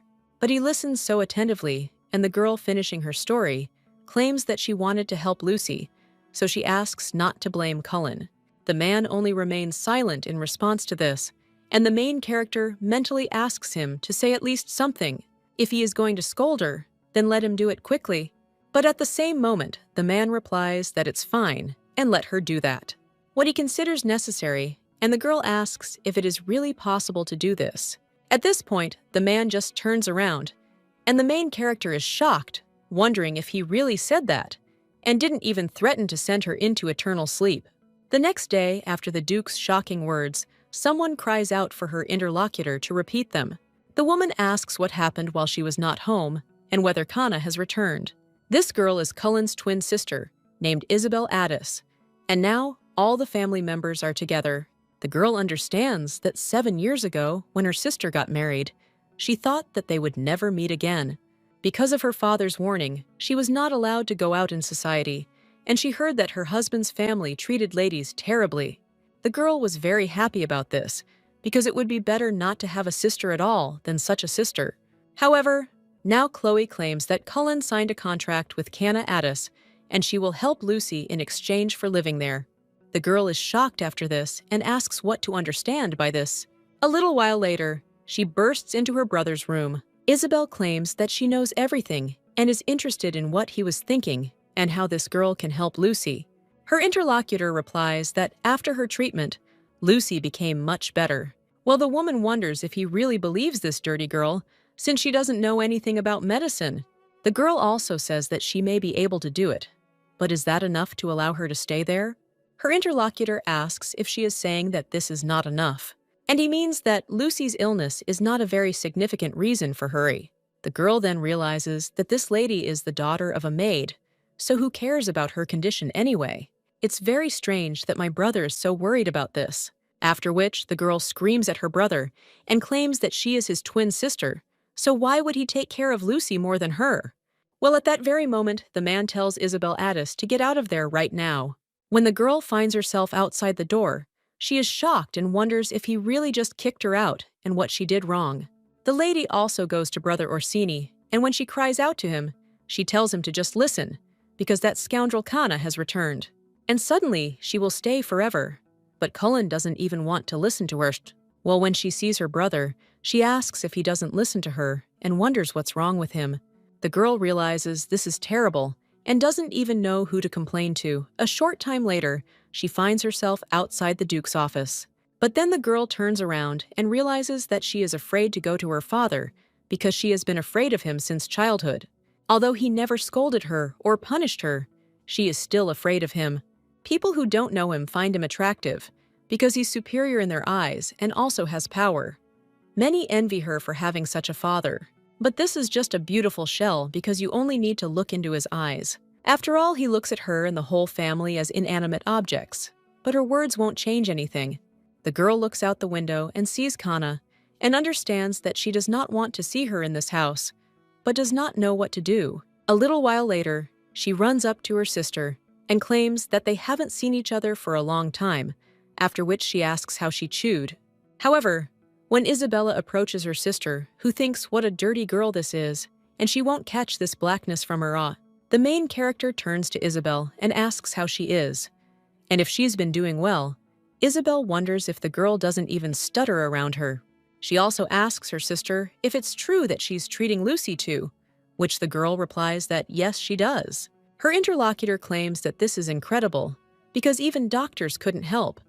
So how does she manage to do this? And the girl asks her to tell about it. But at the same moment, the main character answers that no. And when her interlocutor is surprised, the girl asserts that she will not explain anything to Isabel, after which she pushes the girl's hand away from herself, and he suggests they stop pretending they're close. Isabel is shocked after this. A little while later, she is already sitting over a cup of tea and realizes that this could really drive her crazy. The girl wonders if this lady has gone crazy because good relationships used to bring her joy. And why did she tell her not to pretend? Isabel understands that she has no words and that if she cannot kick her out, but then the girl understands that this cannot be. Canna is just an insect, and there is a reason she hates it. This girl has been nothing but trouble since Canna appeared. Horrible rumors began to spread about their family, all because of the color of her hair and eyes, which represents bad luck and resembles black fog. This compared her to those madmen who worshipped black fog. Because of this, they said he was the Duke of Addis, and people believed him because they believed Canna was born from the Duke's affair with one of his followers. Rumors spread very quickly, and there was even talk of stripping the Duke of his title. The only thing that helped him was the appearance of monsters in the capital, which he got rid of. The girl understands that only the Addis and Valentino families can resist the black fog. The father could not have sired a child with a black follower. Since then, the lady no longer had any doubts. But with age, Canna's hair and eyes did not change their color. This girl is sinister and disgusting and also dirty. People understood that she was probably like an insect to them. Therefore, she did not understand why she should treat her well. And now the girl claims that this girl needs to be kicked out of the house. The only thing that gets in the way is the contract that Cullen signed with her, and the girl wonders if it was really necessary to do this. But at the same time, Isabel thinks that if she can benefit from this, after all the guy said that Kana would stay there and treat Lucy, after which the woman smiles and comes up with an idea. A short while later, the protagonist is sitting and reading a book. These turn out to be Juhua's notes. In them, she writes that it seems Kana was an outcast even within her own family and was called trash. There's no place for her in the entire country, and no one has warm feelings for her. The protagonist realizes that Kana's life was terrible, and now she has to return to it. A society striving for equality, warm family relationships. This is what Juhua's life was like growing up, and Juhua herself found herself in a place where no one welcomed her. The 17-year-old girl was all alone in this big world. The lady understands that although she was irritated by her thoughtless actions, she does not blame this girl because she was able to live 12 years in the shadows because she had lived like that before. It is not their fault, but the fault of those who oppressed them, and these people are simply disgusting. So I want to leave this place as soon as possible. Luckily, Lucy is getting better, so there isn't much time left. But at that very moment, someone opens the door and addresses Lady Kana. The girl insists that she must come with them as it is her mistress's order. The main character wonders why it happened so suddenly and what it means. When the servants grab her, the girl tells them to let her go and asks what is going on there. But her interlocutor replies that Lucy is now in a terrible state. A little while later, one of the maids answers Madame that they have brought Lady Kana. Someone asks if Sister has come. Meanwhile, the lead actress asks what the girl did with the baby and what they should do since Lucy's condition has worsened again. The main character also sees the maid Lucy and Cullen. When the main character approaches the bed, she tells Cullen to move away because she is looking at the girl. Well, the man immediately pushes the lady away and tells her not to come near her because he shouldn't have trusted her with her treatment. Kana turns to Cullen and claims that she needs to understand what is happening to the girl, but the guy only looks menacingly at the lady, after which he even claims that it is all her fault because the girl has never been so bad, so he no longer trusts her. Well, the main character is wondering if now is the right time for this. She says that they can continue to cry and throw tantrums. If he wants to blame her and kick her out, that's great, but now she doesn't have time to care about his feelings. The main character points to the baby and claims that his sister is sick now, so he shouldn't bother her. Isabella is shocked and wonders if she has gone crazy. Cullen remains silent, after which the girl says that if he understands everything, then he should move away, and he moves away. The main character examining the baby thinks about what could have happened, because she really did get worse. But after the second procedure in the morning, everything was fine with her, but now she has weak breathing, and also convulsions. These symptoms have nothing to do with facial paralysis. This is not a new disease. The type of illness develops gradually, as if you are immersed deeper and deeper in water. It cannot appear so quickly and without any symptoms. Therefore, there is only one explanation for this. Their main character turns to the maid. Then he asks what Lucy ate today. The woman asks what she's talking about, and Kana asks what the girl ate during the day, so she can tell everything down to the last detail. But at that very moment, Isabel screams that enough is enough, because this is already going beyond all limits. She asks if the girl doesn't feel sorry for Lucy, since she already brought her to this state, and she knew that the girl used Lucy to return to the Addis family. And she had no talent for medicine, but she didn't think that the girl would go so far. The main character asks how long the maid will remain silent, and let her tell her everything that Lucy ate today. The maid later claims she ate something strange. Kana says she was fine until this morning. Therefore, she can only admit one option, because of which she could have become so ill in just a few hours, because if she ate something, after which the maid wants to say something about the main character. She made a meal plan for Lucy and asked if she had eaten anything that wasn't on the list. But at that very moment, Isabel screams for her to stop. The lady with red hair is shocked and thinks how it all came to this, because this scoundrel couldn't have guessed, so it needs to end. Isabel claims that she told her to stop, because how long can she use Lucy? She doesn't care that she wants to stay there, but pretending to be a doctor and doing whatever she wants with the baby is too much. The girl also claims that she will not allow her to continue torturing Lucy, and also understands that the drugs she used cause high fever, abdominal pain, and diarrhea. But she didn't think that everything would go so far. And when the girl opens the door, then he screams for the servants to grab Kana and lock her in the room. One of them asks if he really has to do this, and the girl screams, "What are they worth?" After which he asks if they didn't hear what she just said and why they are still there. After all, they really don't want to leave her with Lucy. Chloe realizes what's going on, after which he tells them to do as Isabel said, because it looks like Kana is tired, and it's better for her to rest in her room. The girl looks happily at her mother, and one of the knights says that they will do as the madame orders, after which he approaches the lady and tells her to come with them. The main character screams, "Are they really in their right minds? Because now is not the time for this, and this child needs help." At this time, Isabel is wondering why they are interfering and whether it is because of her situation, after which the girl screams at them to move and take this girl out even by force. The main character wonders what she is talking about, but at the same moment, one of the knights picks her up and throws her over his shoulder, and the girl realizes that they are treating her like a Scot, after which she screams for them to stop. But at that very moment, someone else screams out, asking what they are doing. It turns out it's Cullen, and the guy is still telling them to stop right now. The main character wonders what's wrong with this guy and why he's doing this. When one of the knights addresses the Lord, he just tells them to get out of the way and takes his sister. Kana remembers how when she was little, a boy would come into her room, but now she is only wondering if he wants to let her go, after which Cullen asks for forgiveness. And he says that these knights are already leaving, to which they agree and go out the door. Isabel tells them to wait, then asks her brother what he is doing since Lucy is in this state because of Kana. But the guy just tells Isabel to shut up, because how dare she order the guards to grab her sister, and what was she thinking? The girl is a little surprised after this, and wonders if he is angry, and why her brother is protecting this girl and not her. Isabel wonders how this happened, and when her brother managed to get close to this dirty girl. But this is no longer funny. The lady immediately turns to her mother and asks if she heard what her brother said. She also wonders why she should listen to all this, because she was just worried about Lucy. Chloe understands that although it is annoying that he is protecting Kana, it is better not to interfere with the evil Cullen.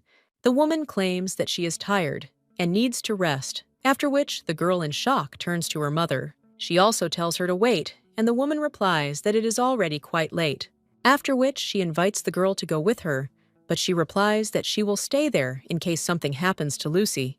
The woman asks if this is true, after which she states that she will leave first. At this time, Cullen turns to Isabel and tells her to come out too. When the girl turns to her brother in surprise, he only tells her not to make him repeat it twice. The main character understands that this girl is behaving too suspiciously, and could it really be she who did this? After which, the girl insists that everything is fine and he can leave her. Kana understands that it's only a matter of time before the truth comes out. After which, the girl turns to the maid and says that what is more important is to let her tell her what Lucy ate today. Isabel says in her thoughts that she should be calm and that her aunt is not going to tell the truth. But Cullen tells the maid not to worry and just tell them everything, after which the maid replies that the food was prepared according to his recommendations, and the lady did not eat any other snacks. "I just drank tea after eating, and she said it tasted strange and nothing else." Then the main character asks the maid to bring her the tea, and the girl agrees. Isabel wonders what she's about to bring, but then realizes everything will be fine, because only a professional could detect this additive. A little while later, the maid brings tea.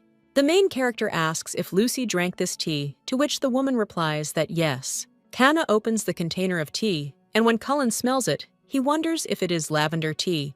The maid replies that yes, and Lucy loves it very much.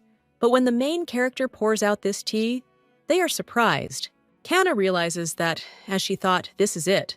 The red-haired lady says it's just regular lavender tea, and she likes it too. The girl also wonders if Lucy could have made a mistake, and perhaps her tastes have simply changed.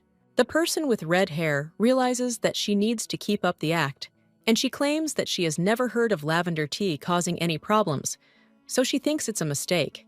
But the main character replies that everything is not so, because something else was added to the tea. The girl then asks in shock what she is talking about and gets up from her seat. She screams to her sister that this is too much because they would have immediately understood if there was something else there. The girl also wonders if she is really saying that she can determine that something was mixed in, but let her try since she has no evidence. Isabel also tells her brother to smell it himself and asks if he smells anything other than lavender. He would have recognized it if there was something else there. The girl also turns to the maid and tells her to also say that she heard that it was she who served Lucy this tea. Cullen claims that it really is the scent of lavender, and the maid tells the master that it is true because she doesn't smell anything except lavender. Nothing that would arouse suspicion. Isabel understands that this is what needed to be proven. She also tells her sister that she thinks it's time to stop because she doesn't think that doing this to the baby is too much. The woman also understands that she was simply lucky to find out about the supplement because no one would believe her anyway, and then she wonders if she really has nothing to say in response. The lady with red hair claims that this is too serious a statement to ignore, and she apologizes, but claims that she will have to tell her father to kick her out of there. Canna asks if this is true, and her interlocutor wonders if she still doesn't want to admit her mistake, since she only pretended to know something. And if she were in her place, she would never have done this to Lucy, and she did not expect that sister would turn out like this. The lady with red hair sighs and realizes that she did it, and now she will throw this girl out of there once and for all. But at the same moment, the main character says that it seems that Isabel is overexcited, and maybe she should calm down a little.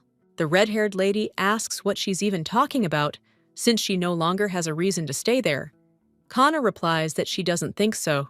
Luckily, they still have some tea leaves left, but the girl asks what's wrong with Togo. The main character tells the maid to brew some tea from them and serve it to Isabel. After all, maybe after tea she will feel better, and the girl thinks what the lady wants to say by this. Kana claims that she herself said that she loves this tea, and she asks if this is true. A little while later, the maid brings tea, but Isabel is no longer there, and they all silently look at this tea. The protagonist realizes she never imagined the girl would run away so quickly. Isabel ran away as soon as she offered her the tea. The lady with red hair claimed that she was not in the mood, so she would better go. She also said it was a waste of time. But now running down the hallway, Isabel realizes she almost got caught, but it was for the good of the family. She didn't think that Lucy's condition would worsen so much, and that she would never forget the look in her brother's eyes. And he's so terrifying! Cullen sighs and says that it was Isabel after all. He also asks what was added to the tea leaves, and then the main character points to several flowers. She claims these are wolfberry flowers, or more precisely their buds. But her interlocutor claims he doesn't see any difference. Kana says that if you listen to them, they'll resemble tea leaves in color and shape. They're hard to tell apart because they have virtually no scent. Well, if you look closely, you can see that the tea leaves are twisted into a tight curl, and those that are a little darker are wolfberry flowers with a rounded bud shape. The guy says that he understood, and now he sees the difference, after which he becomes interested. Are these flowers really poisonous? The main character replies that they are not healing, and the young man cries out, "Why then?" But before he can finish his question, the ladies claim that in large quantities they are harmful, and the symptoms of poisoning include abdominal pain, fever, and diarrhea. Although this is not so serious. Well, the guy claims Lucy was really sick. She was vomiting, had convulsions and seizures. But the girl is now having trouble even breathing, and it's not just a slight stomach ache. The guy also asks what if there was some other poison, but the main character suggests that he calm down. Kana claims she knows the reason, because wolfberry flowers are incompatible with the electricity she recommended. The decoction that Lucy is now taking contains licorice, and when mixed with wolfberry, their toxicity increases.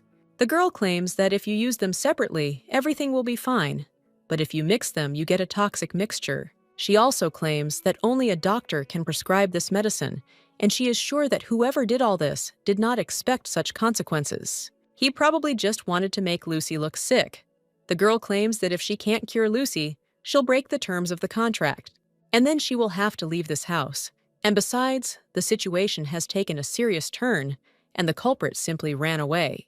The girl understands that naturally, Isabel will not receive any punishment, At this time, Callan wonders if Kana can cure Lucy, but the main character tells him not to worry, because the girl will get better as soon as she takes this medicine.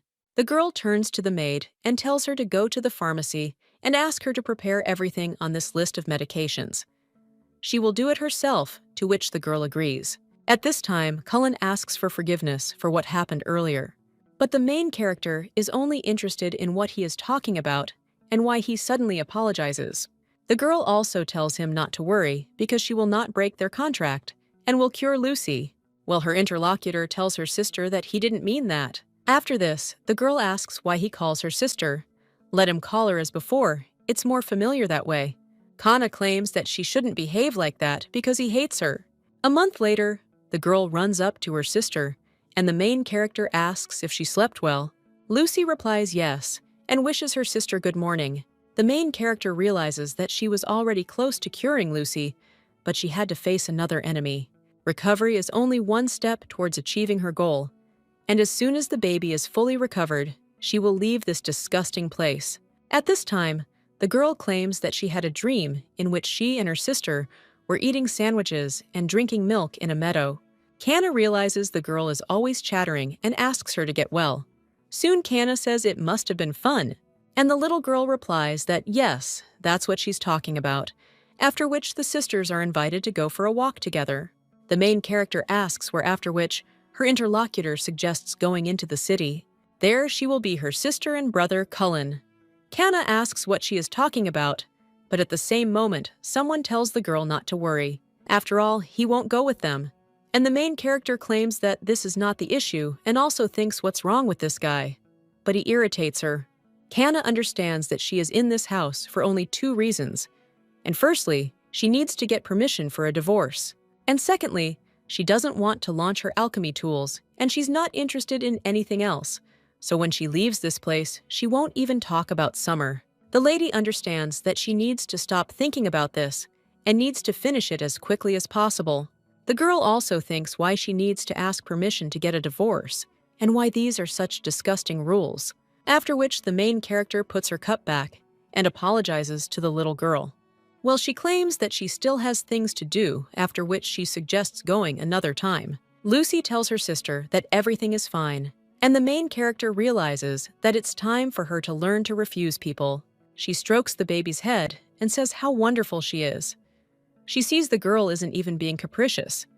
Kana thinks she's sorry, but when the babies get better, then they'll go wherever she wants. At this time, Callan remembers his sister's words about how they hate her, and the guy understands that it seems she is no longer the same as she used to be, but he does not understand why he continues to think about her words, and more questions appear in his head. A little while later, the guy asked if the lady would leave after fulfilling the terms of the contract, but he also asked if she hadn't been kicked out of the Valentino family's house. The girl replied that this was true, and that she was ready to do anything for the sake of a divorce, so she would leave there and live alone. Let them tolerate her a little longer, because she promises that she will not appear there again. At this time, the young man thinks that secondly, he is tormented by the question of whether she hates him. And thirdly, did he do anything to deserve her contempt? Fourth, did she do anything to deserve his contempt? Everyone around said that her very existence was a sin, and people called her a disgusting devil, and also a child from a black follower. A little while ago, the little girl handed something to Cullen, and claimed that she brought it for him. The guy understood that this was an idiot who smiles, even if you hit her with a stone, and then the guy thought that he understood. He hates the girl because they find reasons for it, and so he took the stone in his hand. But then he completely let go of it, and realized that it was a lie, because the lady was simply unlucky to be born with black hair, and no one has the right to judge her for something she cannot change. It was he who committed a terrible act, and it is all his fault, but the past cannot be changed. The guy realizes that he understood everything too late, and all this time, the lady was just a stepsister who was despised by her own family. A little while later, the main character says that she will go, and Lucy asks her sister to be careful, after which the main character leaves. Cullen realizes that he has a strange feeling, and he doesn't even know what he wants, and whether he needs to correct all the mistakes. Well, he's also wondering if it's too late to do this. There's not a drop of deception in his thoughts, and he knows he shouldn't. but he continues to worry about the lady. Kana realizes that it seems the Duke should already be in his office, after which she understands that she has nothing to fear. A little while later, the girl approaches the office of Duke Alexander Addis and realizes that she hasn't been there for so long that she's even a little nervous.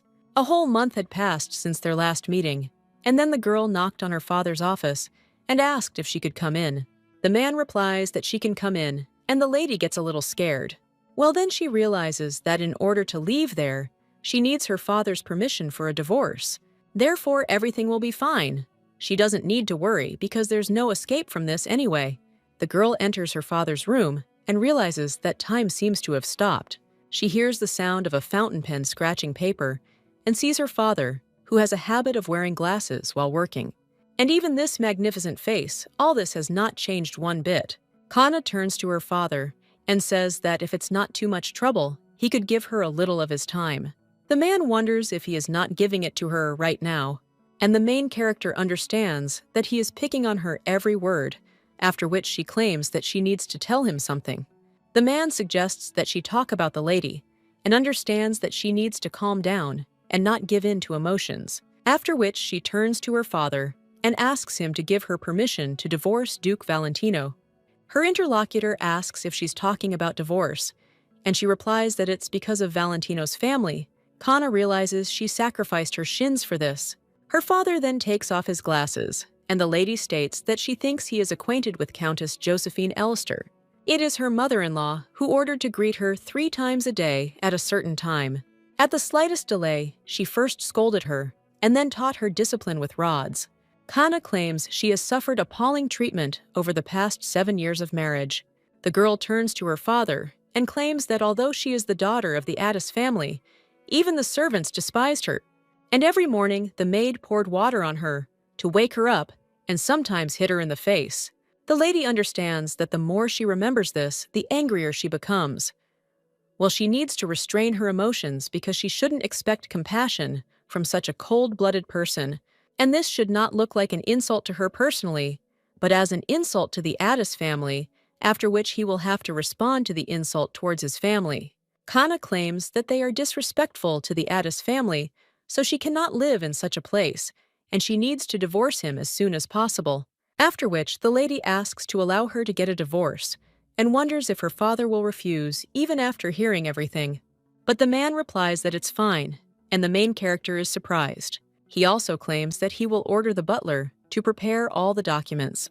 Kana is shocked and asks if he is really giving her permission, and thinks that maybe she didn't hear, and on the body he told her to go and plunge into eternal sleep there. The Duke asks if he should change his mind, but the girl immediately replies no, and asks to allow her to get a divorce, to which he agrees. Kana wonders if he'll really do this after all, as she'd thought. Passing it off as an insult to the Addis family was a great idea. Afterward, the girl thanks her father and wonders if this was all a dream, and how everything could have been resolved so quickly. That is, her father is not against his daughter getting divorced and returning home, but she needs to think about her next steps. The girl, meanwhile, insists that she'd also like to leave the empire and live in some coastal town in the kingdom of Alden. The protagonist realizes she's lying, of course, but right now she needs to please the Duke. The lady also says that after the divorce, she will immediately leave this house and never return. After which, the girl bows and says that she has to go and apologizes for disturbing him, but the man claims that he changed his mind. After which, he says that she can't get a divorce, which shocks the lady. She wonders if he really changed his mind so quickly out of the blue, after which she asks why. And her interlocutor replies that he is not obliged to explain the reason, but the lady claims that he agreed in the first place, and the man claims that it is his right. Kana understands that there is, of course, no point in seeking agreement, since it will not achieve anything anyway. The girl also wonders if he is not the Grand Duke of Addis. Well, she also understands that she won't give up so easily, and even though it's humiliating, she needs his permission. After which, the girl asks if he will really give it to me, and if he wants to tell her that she needs to live in Valentino's estate and continue to suffer. The man replies that no, and she does not need to go back there because the lady can stay there until other orders are given. But she can't leave there without his permission, and moving to the kingdom of Alden is no exception.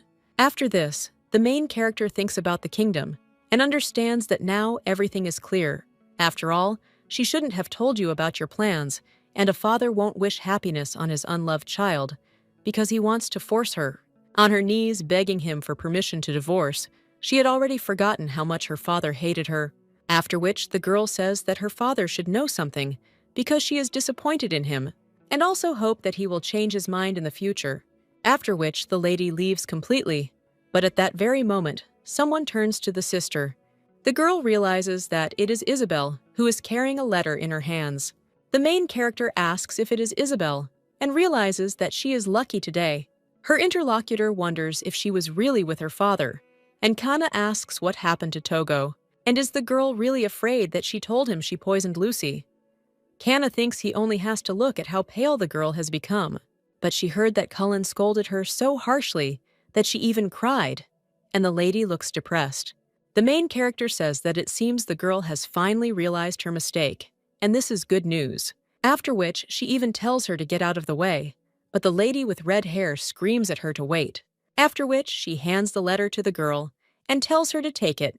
This is an invitation from the imperial family, and she is interested in whether the girl knew that the banquet in honor of the second princess's birthday will soon take place, although she still wouldn't have gone there, or rather wouldn't have been able to go. After all, even there, she would have to hide so as not to attract unnecessary attention. And the woman asks if Kana understands what she is talking about. After all, she's just an idiot who can't even respond to an invitation, and that's how they differ. After all, she can't even stand next to people, so let the lady not realize it. Isabel claims that even if she does something, she is the beloved daughter of the Addis family, and would anyone dare compare her to such trash? So let the girl not overestimate herself. After which the lady with red hair leaves. The main character understands that the people in this house have not changed, and they just want her not to attract attention to herself. But the girl also understands that she will no longer indulge these idiots. As a child, the girl always hid in the basement to avoid being seen by her family. At first, it was scary to be there, but then she got used to it, and the lady could calmly practice alchemy there. This was her talent, and extracting mana from magic stones required innate abilities. Therefore, when at an early age she managed to repeat the experiment from the book, she was very happy. The girl thought that she would be praised for it, and then she had hope. But if you remember how the father reacted to this, he only told the girl to put it away and not dare to show it to others, because if she blabs, he will destroy her laboratory. That's how it all happened, and her father gave her neither approval nor praise, but tried to hide her talent. This was to be expected, because this man doesn't want her to be happy. She must have lived the good life for too long, because she was used to the success that could be achieved by working hard, and so she hoped that he would at least explain the reason for the refusal. But this became her biggest mistake, because of which her plan had a bad outcome. When the main character enters her laboratory, she screams that this man is a damn psychopath, after which she even says that this Addis should plunge into eternal sleep and roll to hell. Then the girl sighs completely and also understands that her plan failed because she did not get divorced or leave her family. If only she knew a way she would return back to Juhua's body, and she's not going to hide in the corners. The girl understands that it has always been difficult to deal with the Duke, so she needs to think about her plan. Now the priority is divorce and the main goal is a happy life, and also opening a hospital. Although the circumstances have changed, she has worked hard for 10 years for this dream, but the probability of returning to Juhua's body is low, so she needs to arrange her current life. The girl understands that she must move towards her goal, and since things didn't work out with the Duke, it's time to come up with something better. And now is just the right time, after which the lady examines Isabel's gift. This is an invitation to a banquet to celebrate the birthday of the second Princess Liliana Iseberg, and also the place where all the aristocrats will gather. But the girl understands that she is also one of them, and she is the Duchess of Valentino from the Addis family. And until now, that name has never been praised. She is a duchess who is not considered a mistress, and is despised even by her servants. She is a terrible woman compared to her husband, and her gloomy appearance played no small part in this. The lady has black hair that no one wants to touch, and long bangs that cover her eyes. To succeed, she needs to solve this problem, and then she'll be able to stand proudly in front of everyone. The girl recalls her sister's words about how she can't even stand next to people, insisting that they'll just have to watch. At the same moment, someone else asks if he can come in, and the girl wonders if it could be Cullen, after which she says yes. The guy comes into the room and claims that he heard his father did not give permission for a divorce. The main character wonders if he is really angry that she is staying there, but it is she who needs to rebel there. And the lady says that if he wants her to leave, then he should tell her father about it, because it was he who ordered her to stay there. The guy shouldn't worry, because she doesn't want to linger either, so she suggests pretending she doesn't exist. The guy asks if the lady really wants to live in such a place, and why doesn't she go up to the lab upstairs? Kanna asks if he's talking about the lab upstairs, to which he replies that yes, and that there's no point in staying in the basement. She wonders what he's up to this time, and she's been through enough already that she'll be able to tell the truth from lies. He's probably just curious, and when they were little, the little girl asked Cullen why he came to the lab, and whether he really wanted to talk to her about something. But the guy just pushed the lady away, and then claimed that he came to warn her, so that the lady never goes upstairs because he doesn't want to see her face. And this was the beginning of new bullying. And then she was locked in the basement for 3 days, and she would have definitely fallen into eternal sleep there if it weren't for a passing servant who found her. And did he really then suggest that she go upstairs? The girl turns to Cullen and says that there is no point in coming there for trifles, because wouldn't it be better for them not to run into each other again? When a young man addresses his sister and wants to object, the girl asks if he really called her sister, and if they hadn't already discussed this, since he should just address her informally. Or he wants to call her Duchess Valentino. Her interlocutor is silent for a while after this, and then even states that it seems the lady is not in the mood to talk to him now, but he asks to be allowed to add something. The guy claims he is there to propose a deal, and the lady asks what it is. The young man understands that this is the only way to continue the conversation, after which he asserts that he wants the lady to continue to take care of Lucy's health. The main character asks if he still doesn't believe that she can get better, and the guys answer that it's not about that, because Lucy already has health problems. Because she is an illegitimate child of a maid, everyone looks down on her, and this puts a lot of pressure on her. The main character realizes that it seems the guy noticed much more than she thought. But then the girl asks what happened to Togo, after which Cullen asks the lady to prepare medicine for her to strengthen her body and spirit. But the baby is often sick, so he asks to examine her every day. Kanna understands that this is a good offer, after which she says that they have agreed, but she asks what in return. Her interlocutor replies that anything, and he will give her whatever the lady wants. The main character asks if this is really true, then declares that she wants 2,000 gold coins every month. She understands he's unlikely to like that, so she agrees. And even though she'd better name a larger amount, she'd rather not offer a smaller one. Her interlocutor immediately replies that they've agreed, and the lady wonders what he's talking about. Cullen says he'll give her 2,000 gold coins every month and asks if she wants anything else. At this time, the lady wonders if he really understood her, since she said gold and not silver, and she wonders if she misheard. Her interlocutor replies that it doesn't matter whether it's 2,000 silver or gold coins, because if she wants silver coins, she'll get those too. But the girl wonders if the guy has that kind of money. At this time, Cullen asks if she wants anything else. The girl replies that she wants a responsible and well-trained maid, and the guy asks what else. The girl wonders if he is talking about something else, and understands that she certainly likes such generosity, but she doesn't know why. He is ready to do anything for Lucy and values her very much. So why didn't he treat her the same way? If things had been like this in the past, perhaps she wouldn't seek revenge. The girl also extends her hand and asks her brother to accompany her to the banquet, celebrating Her Highness's birthday. A little while later, the lady realizes that she thought it would be a humiliating offer for Cullen to accompany the sister he hates so much. Well, he agreed too easily and even signed the contract. However, she doesn't know what he has planned, but now he is bound by the terms of the contract, so she'll take full advantage of it. A little while later, the maid the lady had requested arrived. A girl named Leah Merwin approaches the Duchess and says that everything is ready.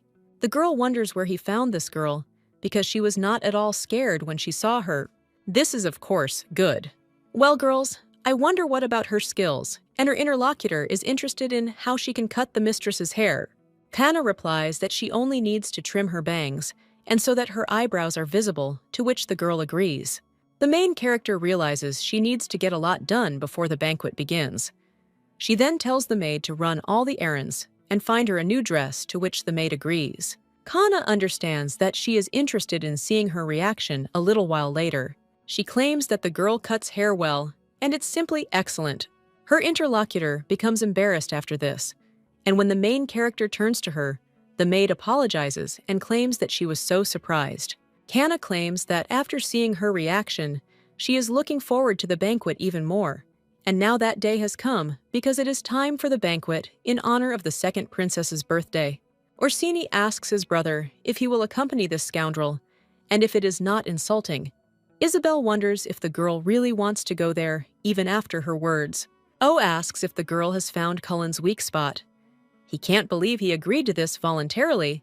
His interlocutor replies that it's not true, and the guy claims that then he doesn't understand why he agreed to accompany this scum, because he would never.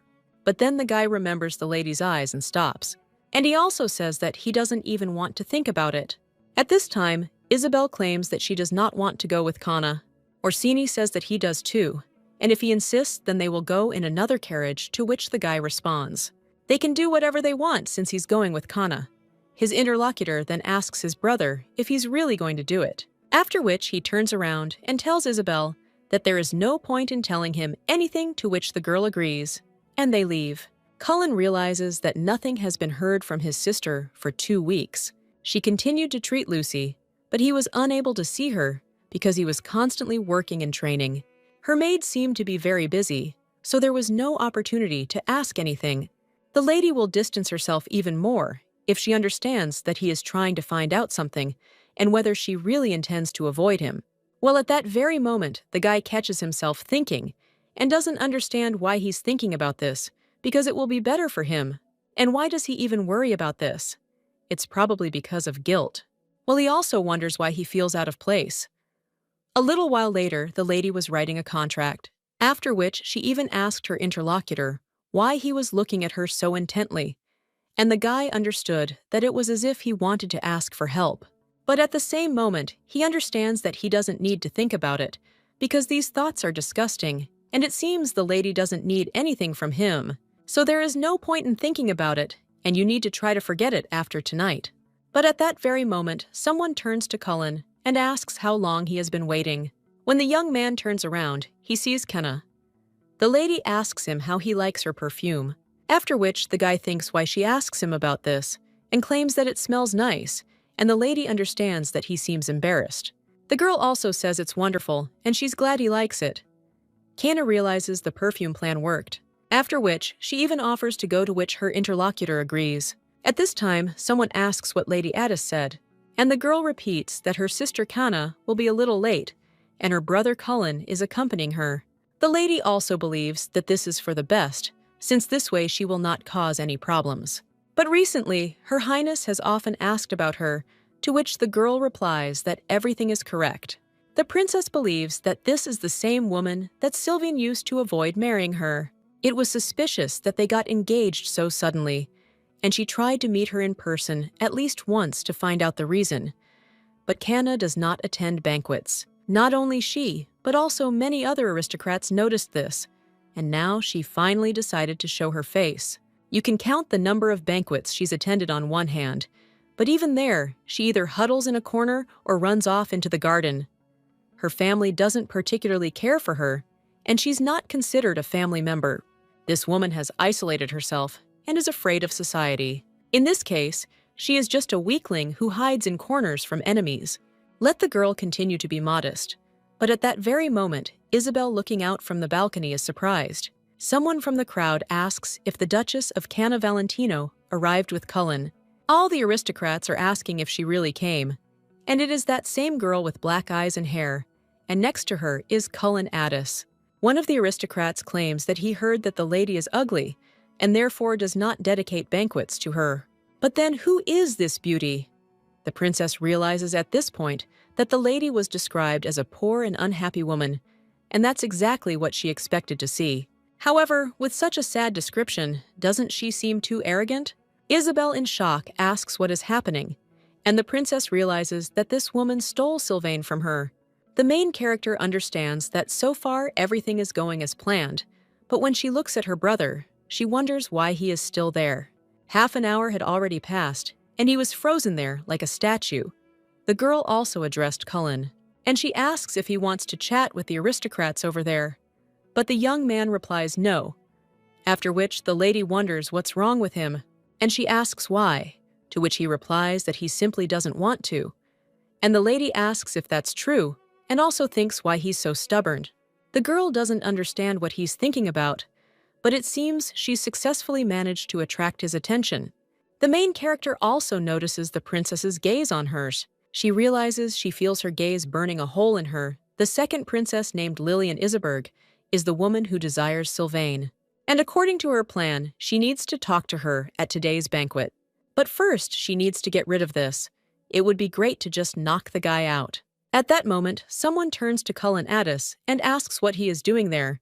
The guy claims that he didn't even know that he would come, and then asks who the beautiful lady is next to her. The main character replies that she is Cana Valentino, and says she's pleased to meet him. The girl also realizes that she's giving his show a standing ovation. But she's that same Cana, so he couldn't help but know who she is. The guy says he can't believe it, and they don't look much alike at first glance, and you can't tell they're brother and sister. The young man also claims that his name is Colin Davis, and the girl replies that she is glad to meet him. But she understands that she sees right through this scoundrel, because everything is clear from his eloquent glances alone. He probably meant something about how he heard the lady had terrible black hair, but no one told him she was such a beauty. The guy at this time says that, by the way, he and Cullen have been close friends since early childhood, so he is looking forward to their new meeting, and then he is going to kiss the lady's hand. Well, at that very moment, someone grabs the guy by the hand, and it turns out to be Cullen. The guy asks who his close friend is, and his interlocutor claims that he is in pain, and he wonders if the guy really wants to break his arm, but he just wanted to say hello. At this time, Cullen asks where Colin left his bride, and the guy replies that she seemed to have gone out into the garden to get some air. And then Cullen claims that he will take her to her well, when his interlocutor asks him to wait and let him talk to the guy's sister. He claims that he said to leave here. The main character realizes that she has no idea why he is reacting so violently, but now she can finally get on with her business. At this time, Callan turns to the lady and tells her to stay there, because he will return soon.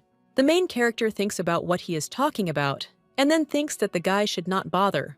Otherwise, he will stick to her like a leech. She has absolutely no time to play with him, because today is a very important day for her, and she is about to take one step, after which someone turns to Duchess Valentino. At the same moment, someone says that Her Highness the Princess should be greeted.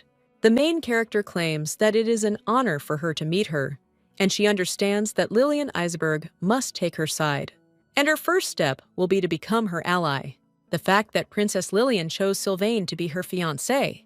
He was well known, and Sylvain himself found it difficult to push the princess away. Therefore, he was one step away from the real danger. That is marriage. And naturally, all this happened before Sylvain decided to use his pawn, that is Cana. The lady quickly took the princess's husband from the tray. However, she did not show her face at events, so there was no opportunity to run into her.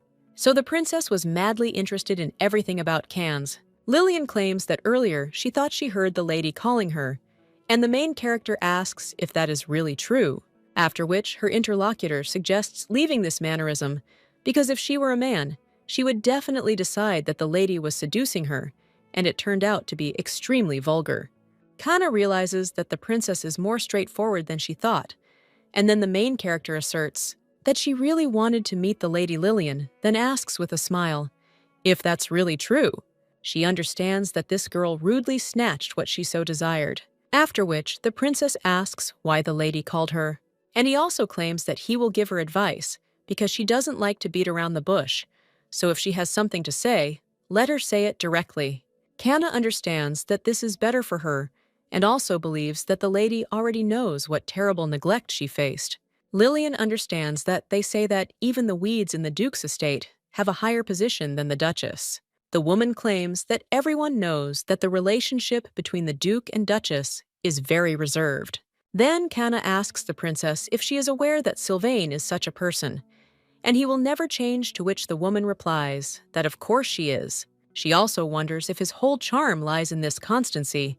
After this, the main character wonders if this idiotic charm is really so attractive. Canna also says that she will be honest with the princess and that she is tired of his constant coldness, which surprises her interlocutor. And the girl repeats once again that she is very tired and is not sure that she wants to continue living in this marriage. At this time, the princess wonders if this is really true, and the main character replies that yes, and she even returned to her father's house. However, divorce is not an easy matter for a noble lady, and of course because it affects part of the entire family. Canna observes the princess's reaction and realizes she seems interested. The girl also claims that naturally her father didn't approve of the divorce so easily. However, if a situation suddenly arose where it was impossible to save the marriage, then it will be a completely different story, and then the lady understands. For example, it could be Sylvain's betrayal if the princess continues to pressure Alexander. Then any method will be good, so the best solution would be to become her partner, and so the girl can take Sylvain. At this time, Lillian wonders if Madame really wants her to believe this. The main character realizes that she has almost succeeded, after which she once again turns to Her Highness. But at that very moment, someone approaches them and asks what Her Highness is talking about. It turns out to be Josephine Elster, and the girl wonders why this damned mother-in-law came now.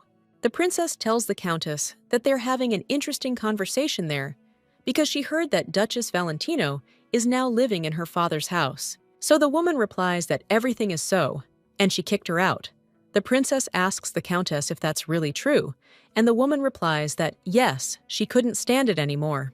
After this, Lillian looks at the main character and realizes that she said that she left herself. Josephine claims that since she sees that the girl has not yet returned, then a conclusion can be drawn, that she is again trying to attract Sylvain's attention in this way, and the princess should not worry about it. After this, the girl thinks that it is clear and wonders why she stood and listened to Canna, but she was enchanted, and if you think about it, it is still obvious. After all, the lady would never have wanted a divorce in the first place. A little while later, someone asked Her Highness if she had heard. After all, they say that Duchess Valentino crawled on the floor, grabbing the Duke by the pants, and the girl asked if this was really true. The maid replied that yes, and this story spread among the servants as rumors. Well, this is not surprising, but everyone says that it was the shameless lady who screamed all the way to the lobby. The princess understands that this girl's goal is clear, because this is a new way to attract attention using her. Canna Valentino just plays with her after, which the girl thinks how dare she. The princess turns to Duchess Valentino and says that she has the guts to believe that she really thought it was funny. The main character asks what Her Highness is talking about and claims that she is mistaken, but the princess screams, "Is she mistaken?" After which she grabs a glass of wine and spills it on Canna. Everyone looks at this in shock, and the princess asks the Duchess not to understand her wrongly. After all, this is a misunderstanding, after which the main character answers that of course. And an unfortunate accident occurred. Her Highness's hand trembled. Lillian remains silent for a moment, and the Countess realizes she's gone mad. Meanwhile, the princess asks the Duchess if she really thinks so, to which the girl replies that the princess said so, which means it's true. Lillian takes another glass from the Countess's hands, after which she asks if this time it will also be an accident, and if she really wants to ask the Duchess again. But at that very moment, someone screams out, "Why, it is so noisy there!" And when the ladies turn around, they understand that this is the Empress. The woman once again asserts that she asked what was going on there. The princess immediately hides the glass behind her back and thinks that it's not her. The main character understands that the Empress accurately noted everything that happened, so there is no point in trying to hide anything from her. After which, the girl also understands that she can very well use this to her advantage. The lady immediately starts crying and apologizes, claiming that she caused them trouble because of her clumsiness. At this time, the Countess and Princess are in shock, wondering what she is talking about. Josephine immediately screams that the girls had better keep their fake tears to themselves, because how dare she behave like that? But at the same moment, the Empress tells Countess Elster to speak more quietly. The woman agrees, and the main character wonders what is going on. At this time, the Empress hugs the girl and says that everything is fine, so there is no need to cry. But the poor thing probably went through something incredibly terrible. Kanna realizes she didn't expect the Empress to play along so well. The girl also says she apologizes, and will never do such a thing again, nor will she cause her any trouble. Lillian, watching all this, wonders if the girl is really trying to say that it is her. And then the princess turns to Valentino. But at the same moment, the Empress tells her to be quieter. The woman also claims that the princess is disappointing, because doesn't she think that such behavior is not befitting of a real princess, which she is? She should take more of an example from the first princess, because she is modest and caring. The woman also wonders when the lady will stop being a spoiled child who commits rash acts. Lillian apologizes. She understands that, as the daughter of a mistress, she can't do anything about it every time she finds herself in this situation. Well, even so, is it really possible to humiliate a princess in such a way in front of so many people? The girl also understands that she should have been more careful because she knew that this girl was there, and if only Kanna had not driven her to it. Well, at that very moment, someone else puts a hand on the lady's shoulder and asks Her Majesty what happened. After all, Lillian couldn't possibly have been rude to someone again. Kanna realized that this was their first meeting, but she immediately recognized this woman. She was the main character in novels and plays on the Western continent. Currently, at the peak of popularity, and also known as a commoner, who was born to be the Emperor's mistress, there is Teresa Iseberg. Previously, she only knew rumors about her, but now she sees with her own eyes why she was able to become the Emperor's mistress. The woman insists that she will definitely speak with the lady later, after which he asks Her Majesty for forgiveness. The Empress states that in that case she leaves it to her, and the woman thanks her for her favor. Meanwhile, the Empress orders Duchess Valentino to follow her. After all, she'll treat her to a cup of warming tea. The main character realizes it's thanks to the Empress. She somehow managed to avoid this situation. However, the lady doesn't understand why she cares so much about her, and the girl thinks she has her own ulterior motives, but she doesn't understand what they are. At this time, the woman approaches one of the rooms and offers to talk there. At this time, the main character remembers how the maid said that she had not touched such medicinal herbs for a long time, and in the past, many doctors in the capital had dealt with these herbs. Kanna asks if this was really in the past, and her interlocutor replies that yes, their numbers have now greatly decreased, and Her Majesty the Empress has already driven them all out of the capital. They failed and were unable to cure Her Highness the First Princess.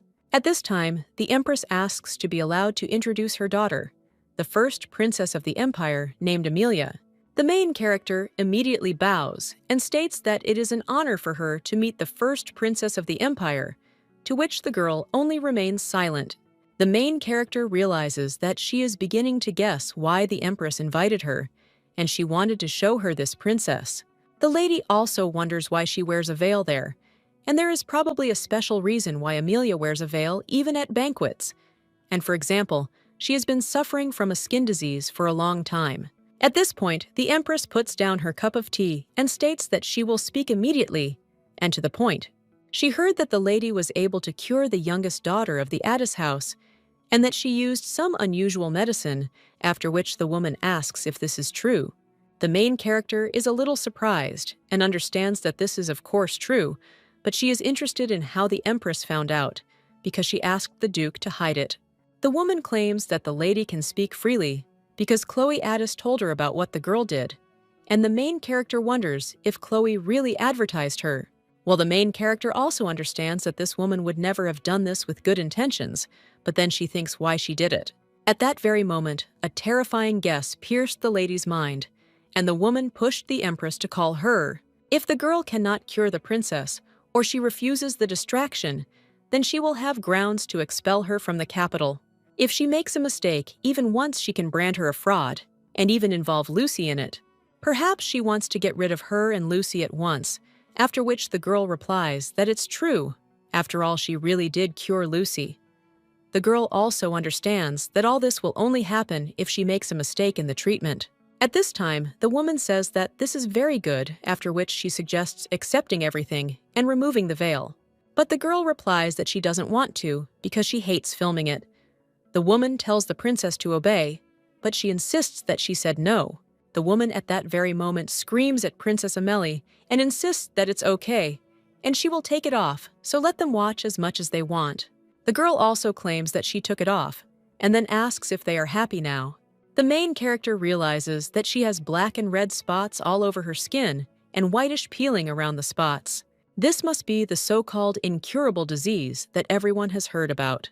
It seems as if the fungus has spread throughout the entire body, and the Empress sighs and claims that many doctors and healers have tried to cure the princess. However, the result is always practically zero, and sometimes it seemed that the disease had retreated, but then it returned again, and no one could guarantee a noticeable improvement.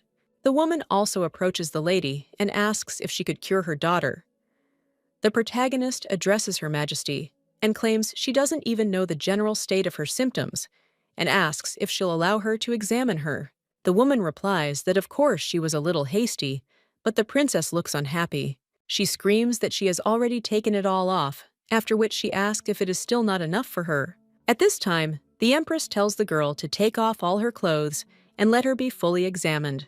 The main character is a little surprised and wonders if she really wants the girl to take everything off. But isn't this too much? After which Amelia cries out, "How can a woman demand such a thing?" They are now in a room next to the banquet hall. The girl turns the table over and asks if the woman really wants her to stand there naked like a clown. It would be better to put her on display right away and make a spectacle of her. The Empress says the princess knows perfectly well that the disease has spread throughout her body.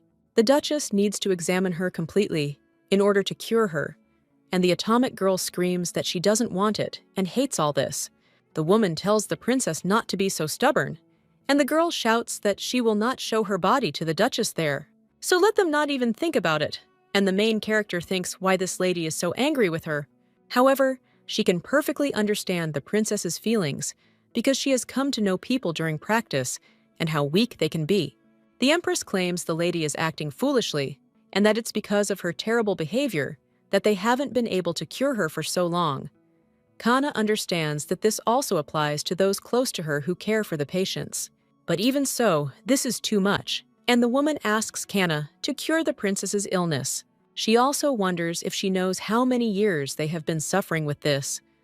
But this ugly skin does not go away, and rumors began to spread that she gave birth to decomposing bodies. Kana understands that the woman treats the lady neither as a sick person nor as a princess, not even as if she were his own daughter. The princess meanwhile insists that she too deeply regrets having to listen to such things, and it would be better if she simply fell into eternal sleep and disappeared from her life. The Empress immediately tells the princess to watch her language, but the girl screams, "How could Her Majesty say such a thing? How could she call her a decaying body? And why wouldn't she tell her honestly that she would just fall into eternal sleep and disappear?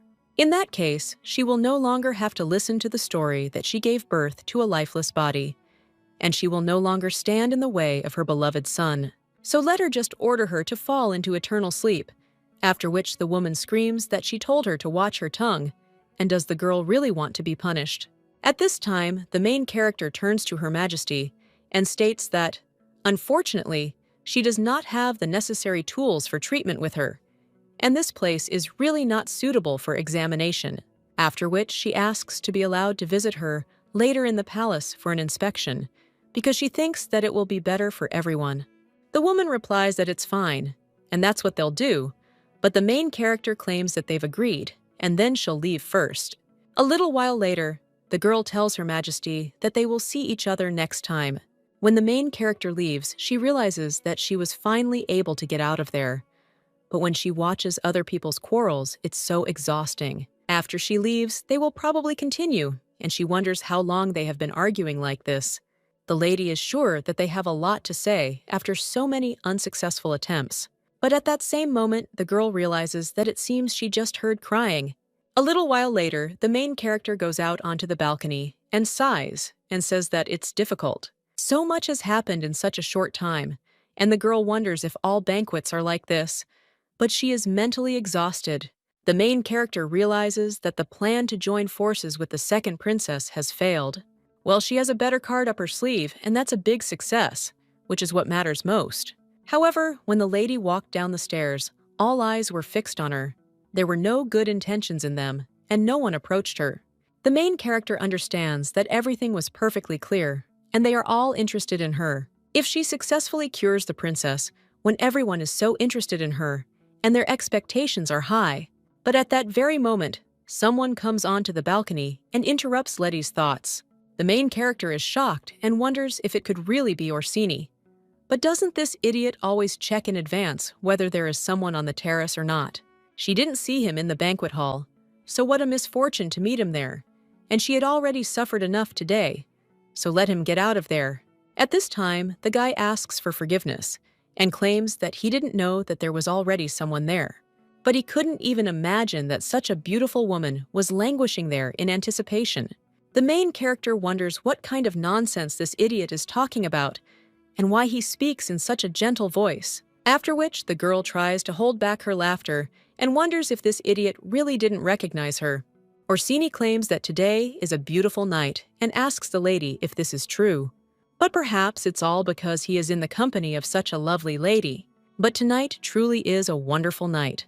The heroine wonders if he's completely lost his mind and what kind of company this lovely lady is.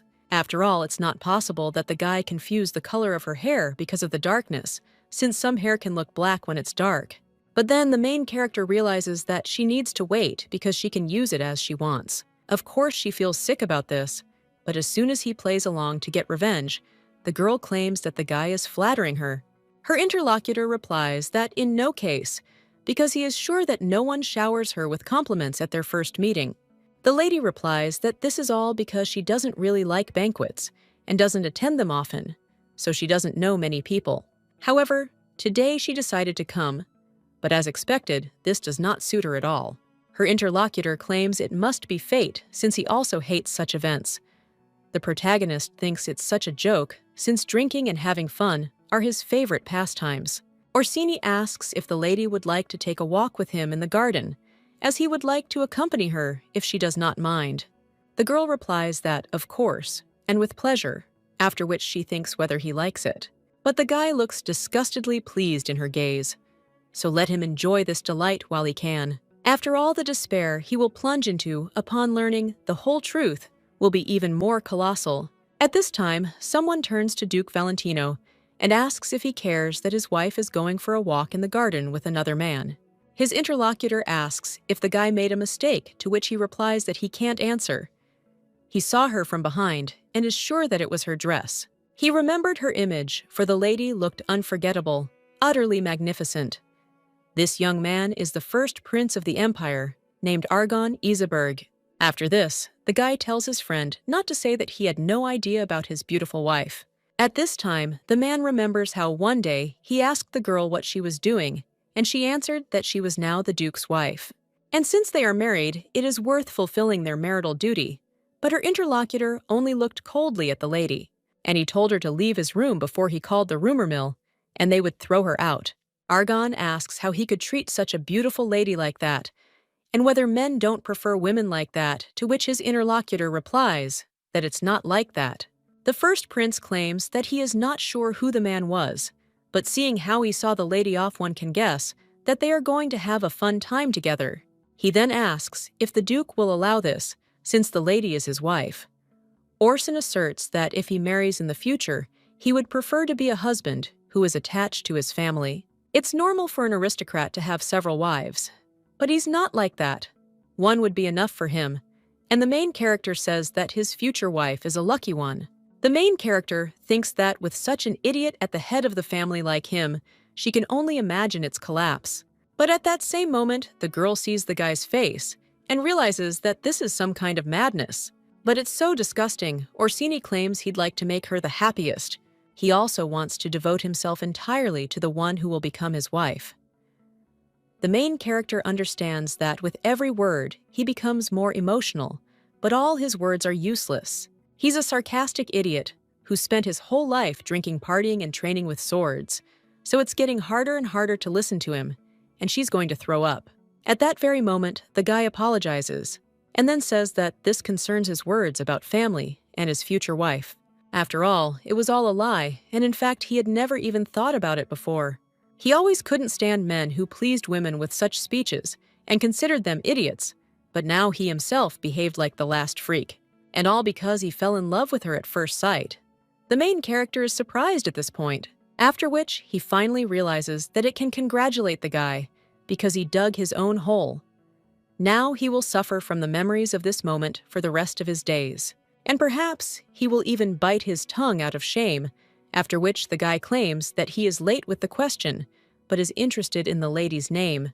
But at that very moment, the main character starts laughing and can't hold back. Her interlocutor asks a little worriedly what happened and whether he really made a mistake. Kana claims that she can't even believe that he's saying all this seriously, and is he really asking why she's laughing? But it's all because it's funny. The lady also asks Orsini if he finds all this funny. The boy immediately remembers his sister and then says that this can't be true.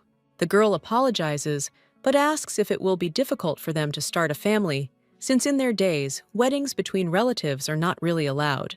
And besides, she is already married, after which the guy menacingly addresses Kana, and the girl tells her brother that her heart aches for him, but she can't help in any way. The young man immediately cries out that he'll put her into eternal sleep, but the girl replies that he should do so. She also wonders if it was so long ago that he's already forgotten everything, and if he should continue as usual. Her lips were broken and spitting out red liquid. Her eyes were swollen and full of tears from the unbearable anger on his part.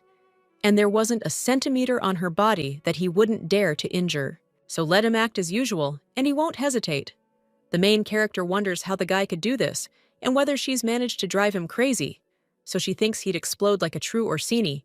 The main character wonders if he's planning revenge on her. The guy realizes something's wrong. He's always had this girl in his arms, so why does he now feel like their places have changed? Orsini claims that this is true, and it irritates him so much because he could not recognize a pathetic creature like her, and even talked all sorts of nonsense. After which, the guy realizes that this can't be true and asks what's going on, and also whether the girl really thinks she's done something truly great. How dare she do this, and does she really think she could offend him with this? The main character replies that she is not sure and asks what he thinks, because judging by what she sees, everything worked out perfectly. At the same moment, the guy pushes the lady away and screams that there is no need to be mistaken, because who needs her anyway? After which, the guy starts swearing and leaves, and the main character wonders where he went and whether he's really just going to leave. The girl also wonders if he's drunk. She's not sane enough to go through all this right now. Well, then the girl realizes that he always becomes more aggressive when he's drunk. The main character lies down on the grass and wonders what this is all about. She tried so hard to get him to stop. The guy hit her softly as usual, but she wanted to get some hard evidence and use his cruelty as an excuse, and you could even ask Duke Alexander for help. Without evidence, everything will be hushed up, and no one will notice anything, but the girl thinks, why bother at all about something that is not suitable? Because in any case, even in this life, this guy is not a bit of use. The protagonist recalls the guy's face and realizes that his shameful expression made her want to fall into eternal sleep. She also says that it's good and she's satisfied with it, so it's probably time to go back.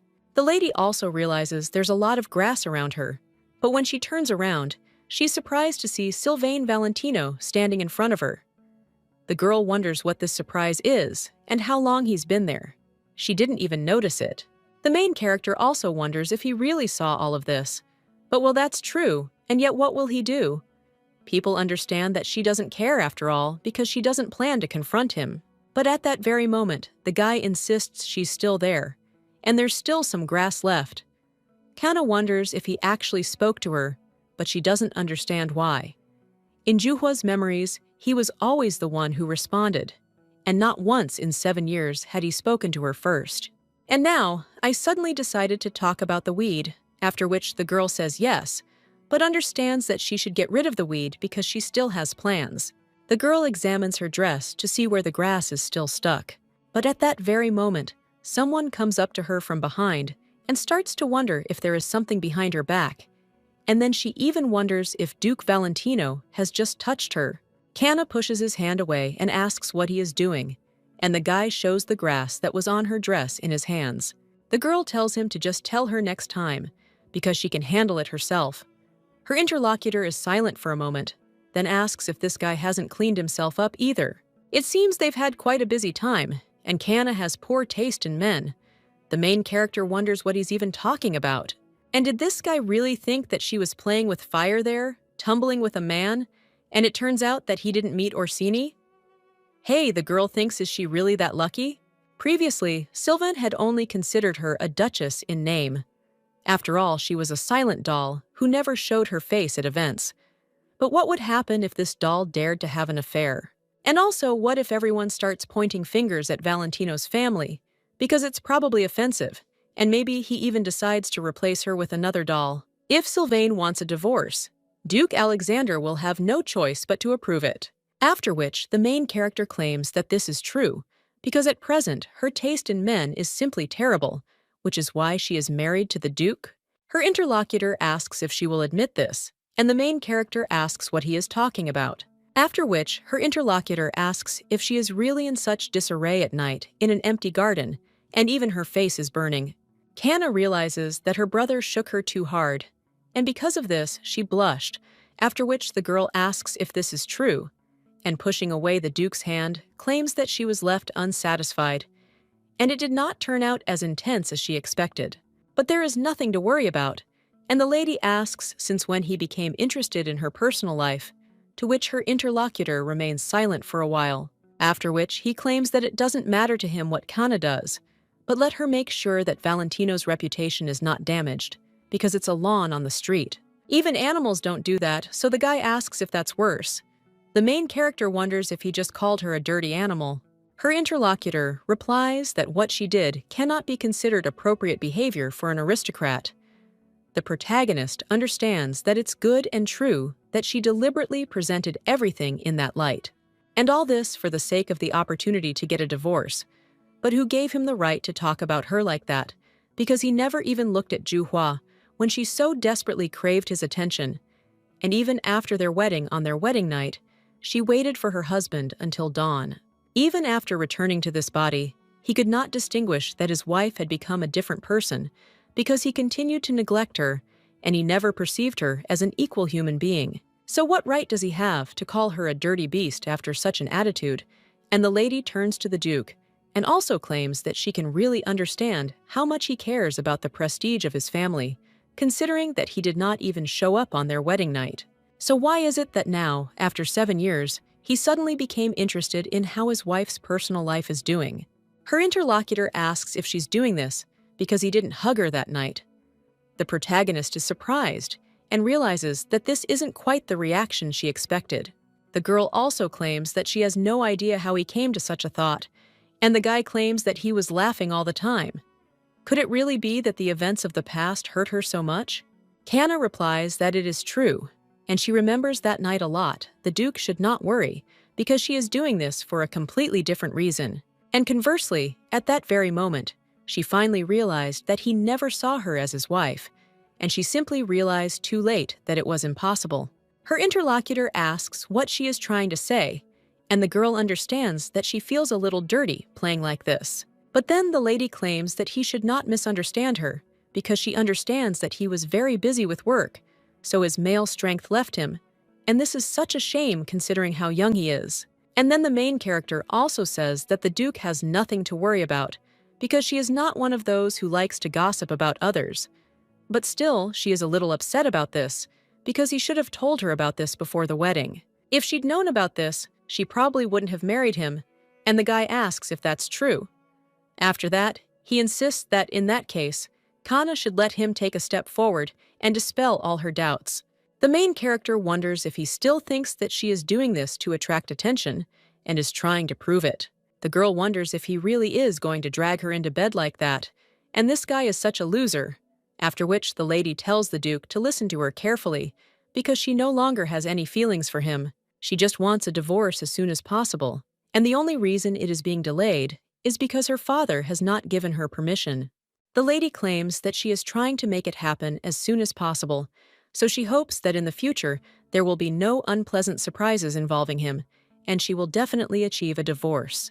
The Duke asks if this is true, after which he says okay, and wishes her good night, and the main character thinks what an idiot he is, because from the expression on his face, you can tell that he doesn't believe her at all, but he'll see because she'll prove everything to him. And so ended the lady's first day at the event, where she took her first step toward joining society.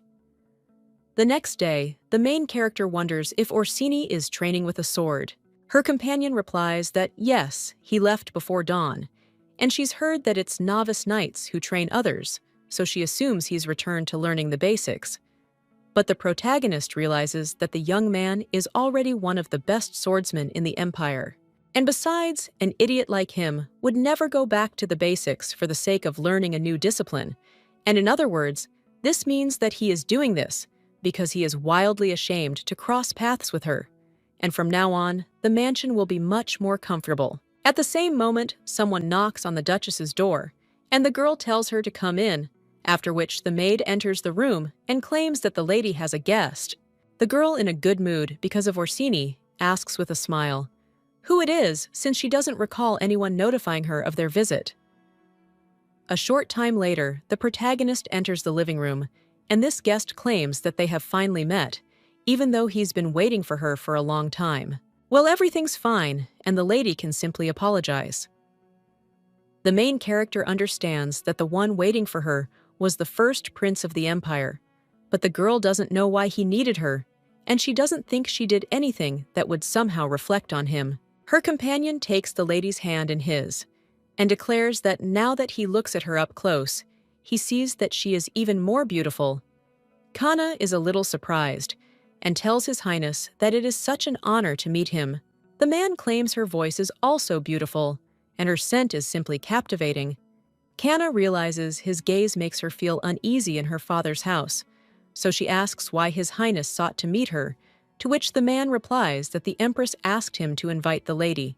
Kana realizes she only met her a day ago, and it seems the woman is in a hurry.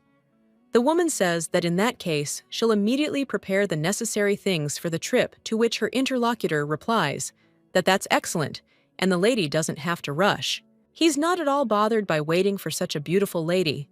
On the contrary, he'll be glad. The main character wonders what kind of weirdo he is.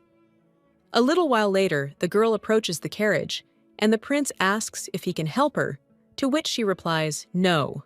When the main character gets on the transport, she realizes that there are no guards or servants with them. And is it normal for members of the imperial family to move around like this? When the carriage begins to move, the prince claims he's been wondering what the lady's suitcase is. Kana realizes she doesn't want to keep up a conversation with him the entire journey, and then replies that there's nothing special in it. Her companion says that's understandable, and claims he's reading a book. The girl wonders if he really gave in so easily. As she'd said earlier, he's Princess Lillian's older brother, so she expected him to have the same nasty temperament as his sister, but it seems she'd been unfaithful in judging him beforehand. Observing this guy, the lady can tell he's more like an interesting woman, and the trip will be more comfortable than she feared. However, the girl also wonders why the Empress sent her mistress's son for her. Usually, serious matters like a princess's illness are resolved within the imperial court. So why would she send her son to her mistress, who is such a thorn in her side? The Empress's own son is still alive and well, so the lady doesn't understand why. Her interlocutor at this point claims to have a question and asks if he can ask it. It so happened that he overheard Lillian insulting a lady, and that she even cried because of it. The main character wonders if he's really talking about that moment at the banquet, and why the guy suddenly asks about it, after which the main characters don't answer that it's true and understand that he will probably try to protect Lillian. And at this time, the young man only apologizes and claims that, unfortunately, he did not see anything because he was alone on the terrace, and he would like to see her tear-stained face. The guy also claims that such an opportunity will come again later. The main character thinks that after these words, he returned to reading his book, but she still doesn't understand what that was, and whether he really ended the conversation like that. Rumor has it that the guy is a complete psychopath, and while he certainly doesn't seem threatening, he's also hardly a normal person. At that very moment, the carriage shudders and the girl begins to fall. Her companion immediately grabs her and asks if she's okay, as she almost hit her face on the glass. A short time later, the girl gets out of the carriage and claims she's fine.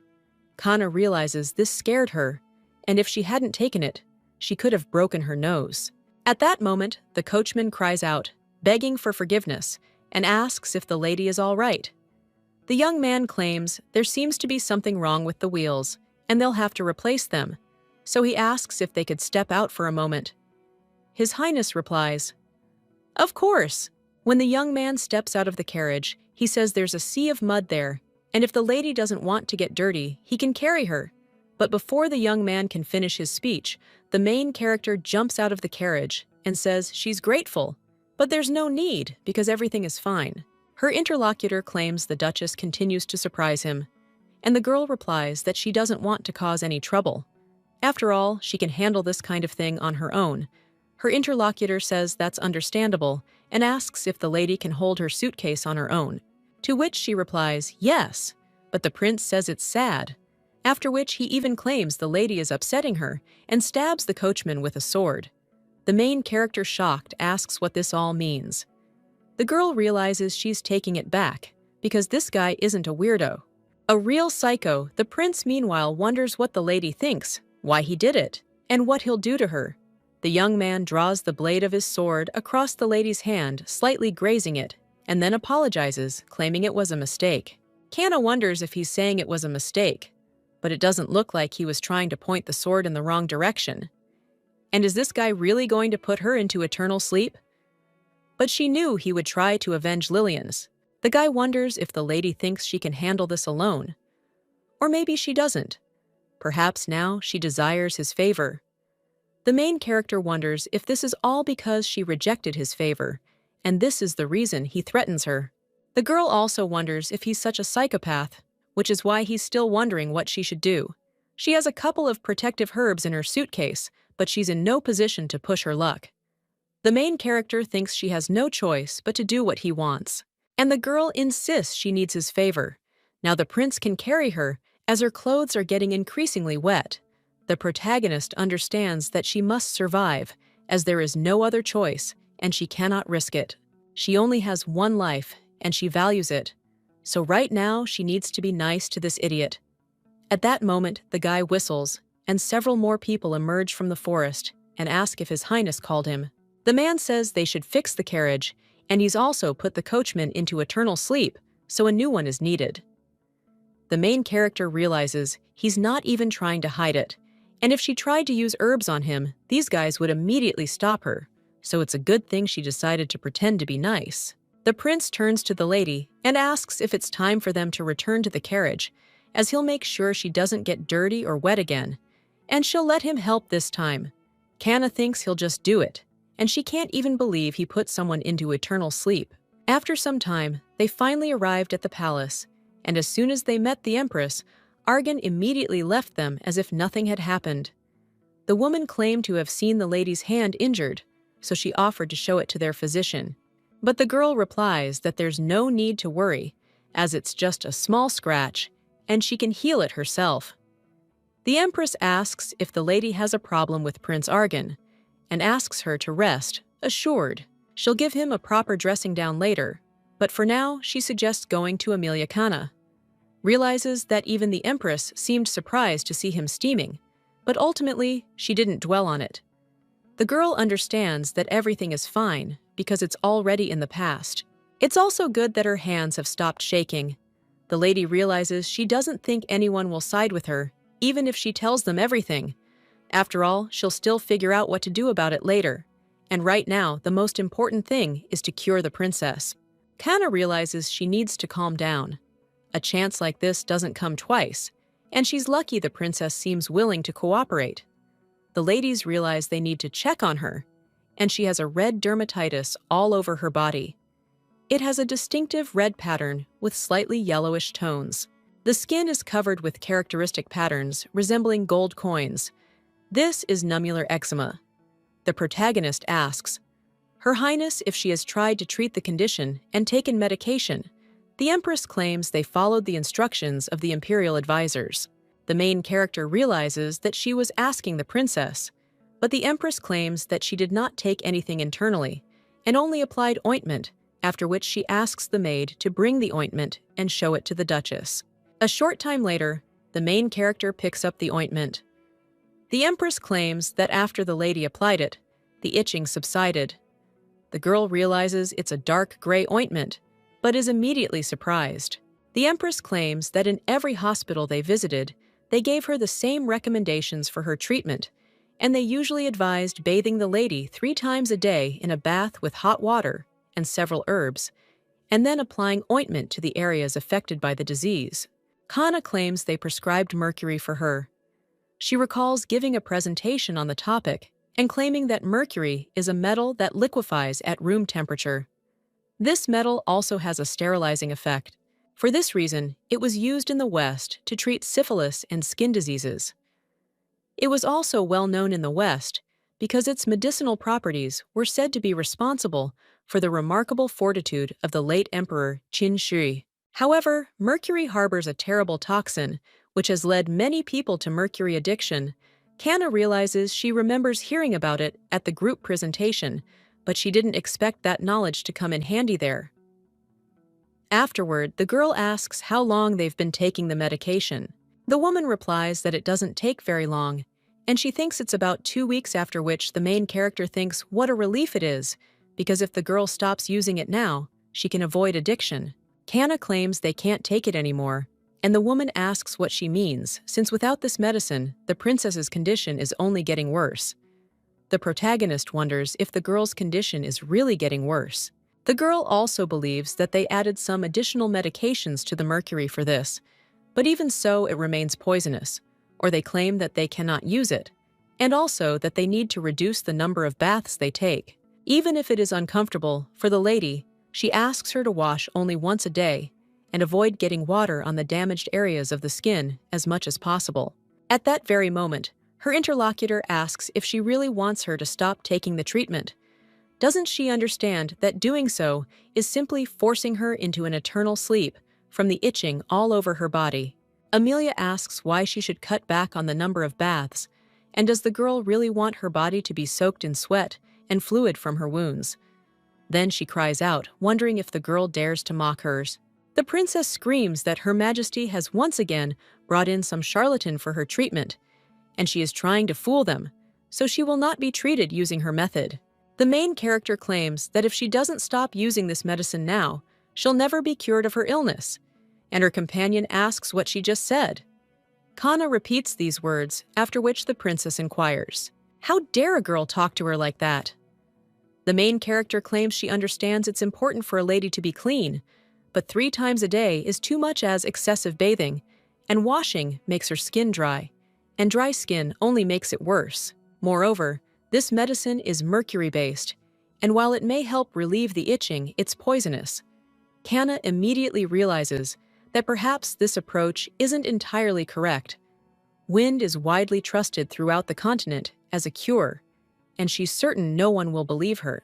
If she claims mercury is toxic without solid evidence, they'll assume she has no idea what she's talking about, questioning a proven remedy, and needs to find another way. Kana says this ointment is so powerful that it's making her condition worse. Her interlocutor asks if the girl really means to say that all the other doctors, including even the royal advisor, prescribed her the wrong medication. Kana asserts that they too were the ones who failed to cure the princess's illness. The girl doesn't even know what to answer to this, and the main character claims that she was told that the condition of her skin has been causing the lady discomfort for a very long time. And doesn't this mean that all the treatment she received previously was not very suitable for the princess? Then Amelia asks what the Duchess suggests she do with the scabies, and the main character replies that she needs to endure it, and the girl cries out, does she really need to endure it? But let her interlocutor not dare to say that it is easy. Does she really think she'd use this ointment if she could stand it? Does she even imagine how painful it is? Her whole body itches so much she wants to fall into eternal sleep. The pain is so intense, it feels like she's burning alive. Kana says that if the princess wants to get better, she'll have to accept this. She also thinks these patients simply want to know if they can trust the person treating them even a little. The main character claims she'll make some medicine to help the lady with this, and that she'll feel better after applying it. She also claims the princess needs to change her clothes, and that cotton would be better.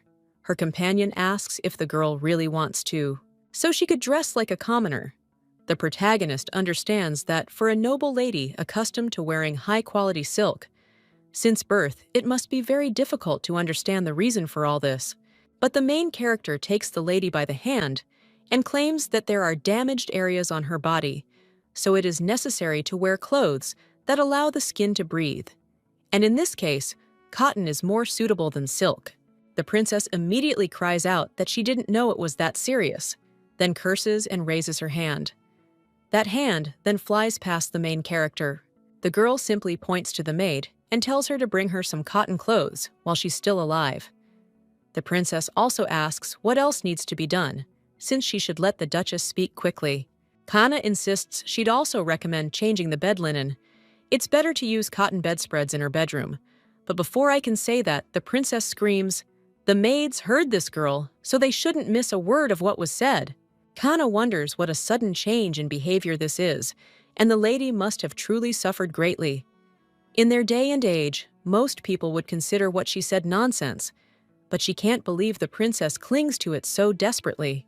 The empress meanwhile asks if this is all there is to it, and whether the lady needs any special medicine. The protagonists don't respond, and ask if the lady can get her some herbs from the east.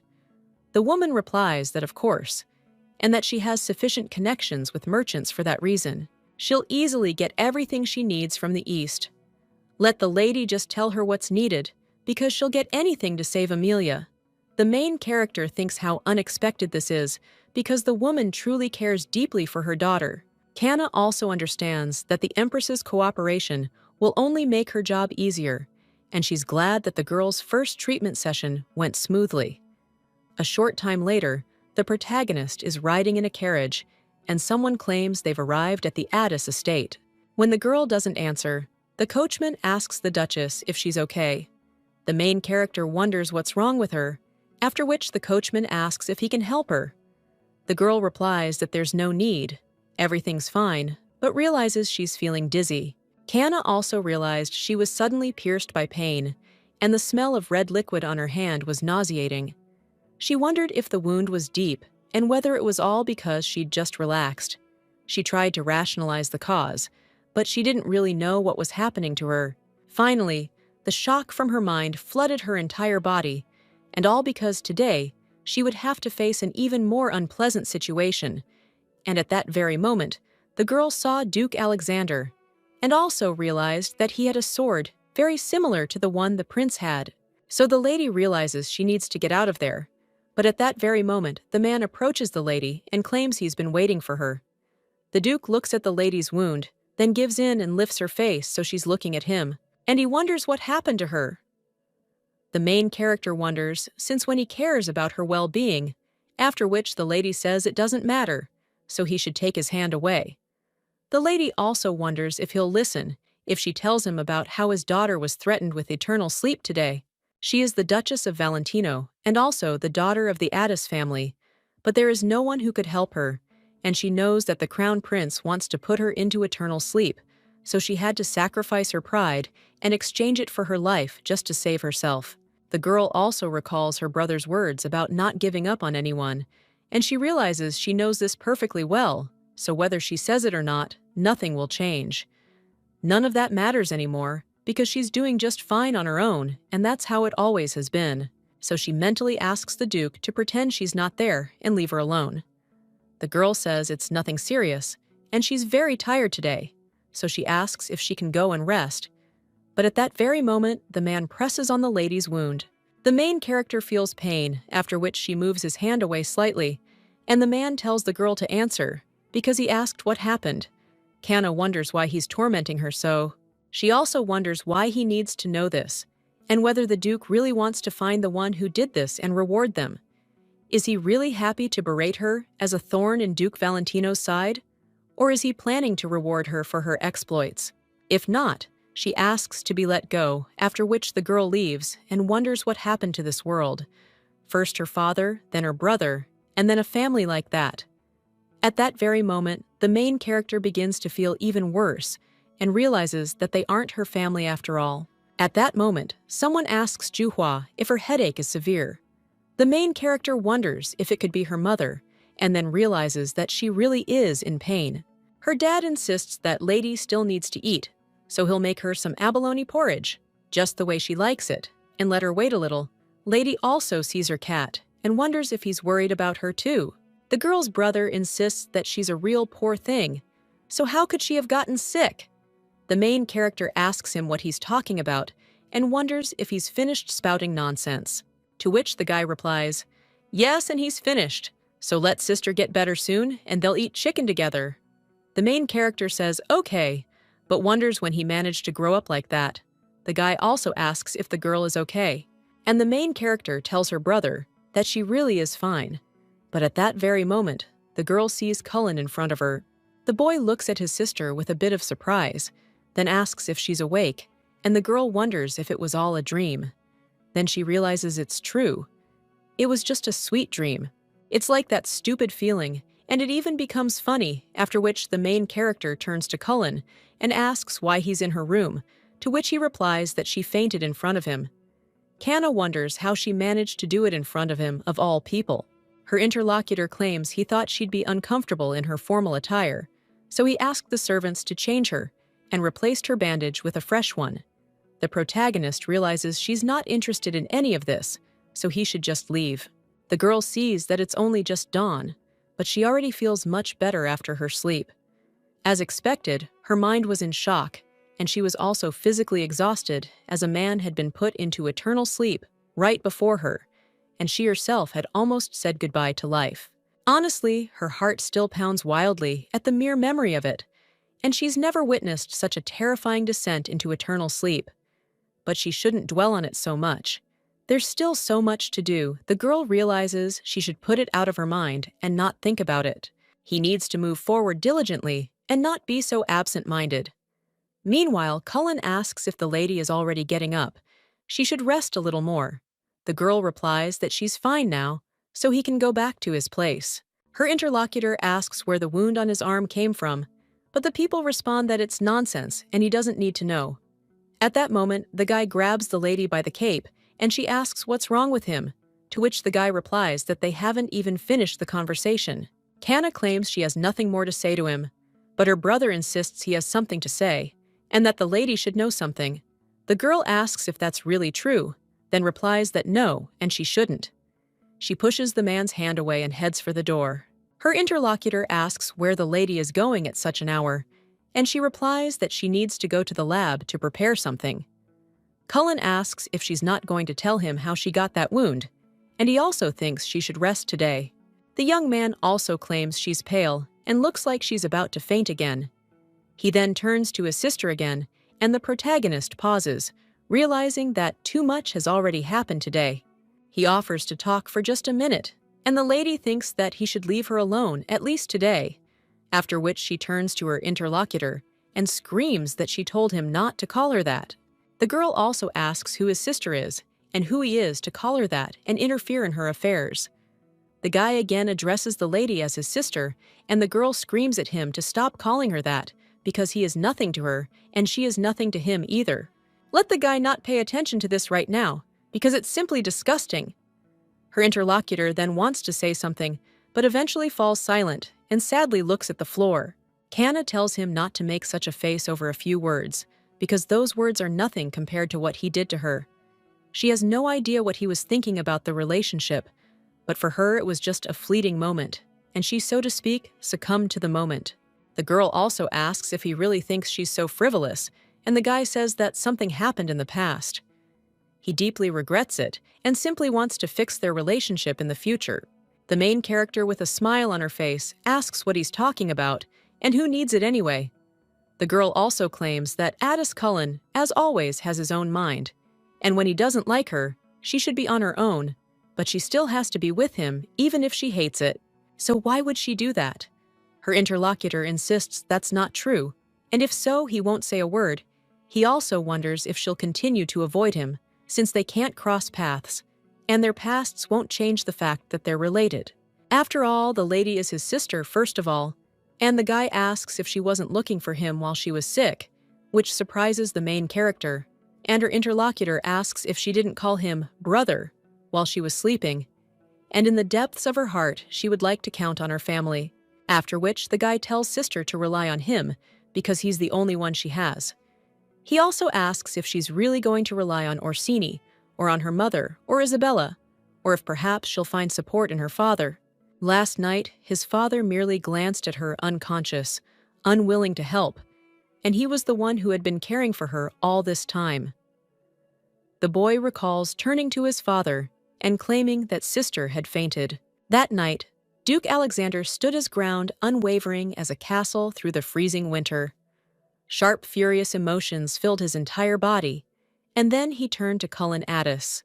His mouth opened slightly, and he called out to the guy as if he was about to give him an order, but he only turned his back to him and disappeared. Which is why Cullen insists so much, and the guy claims that he is the only one who is on his sister's side and the only one she has.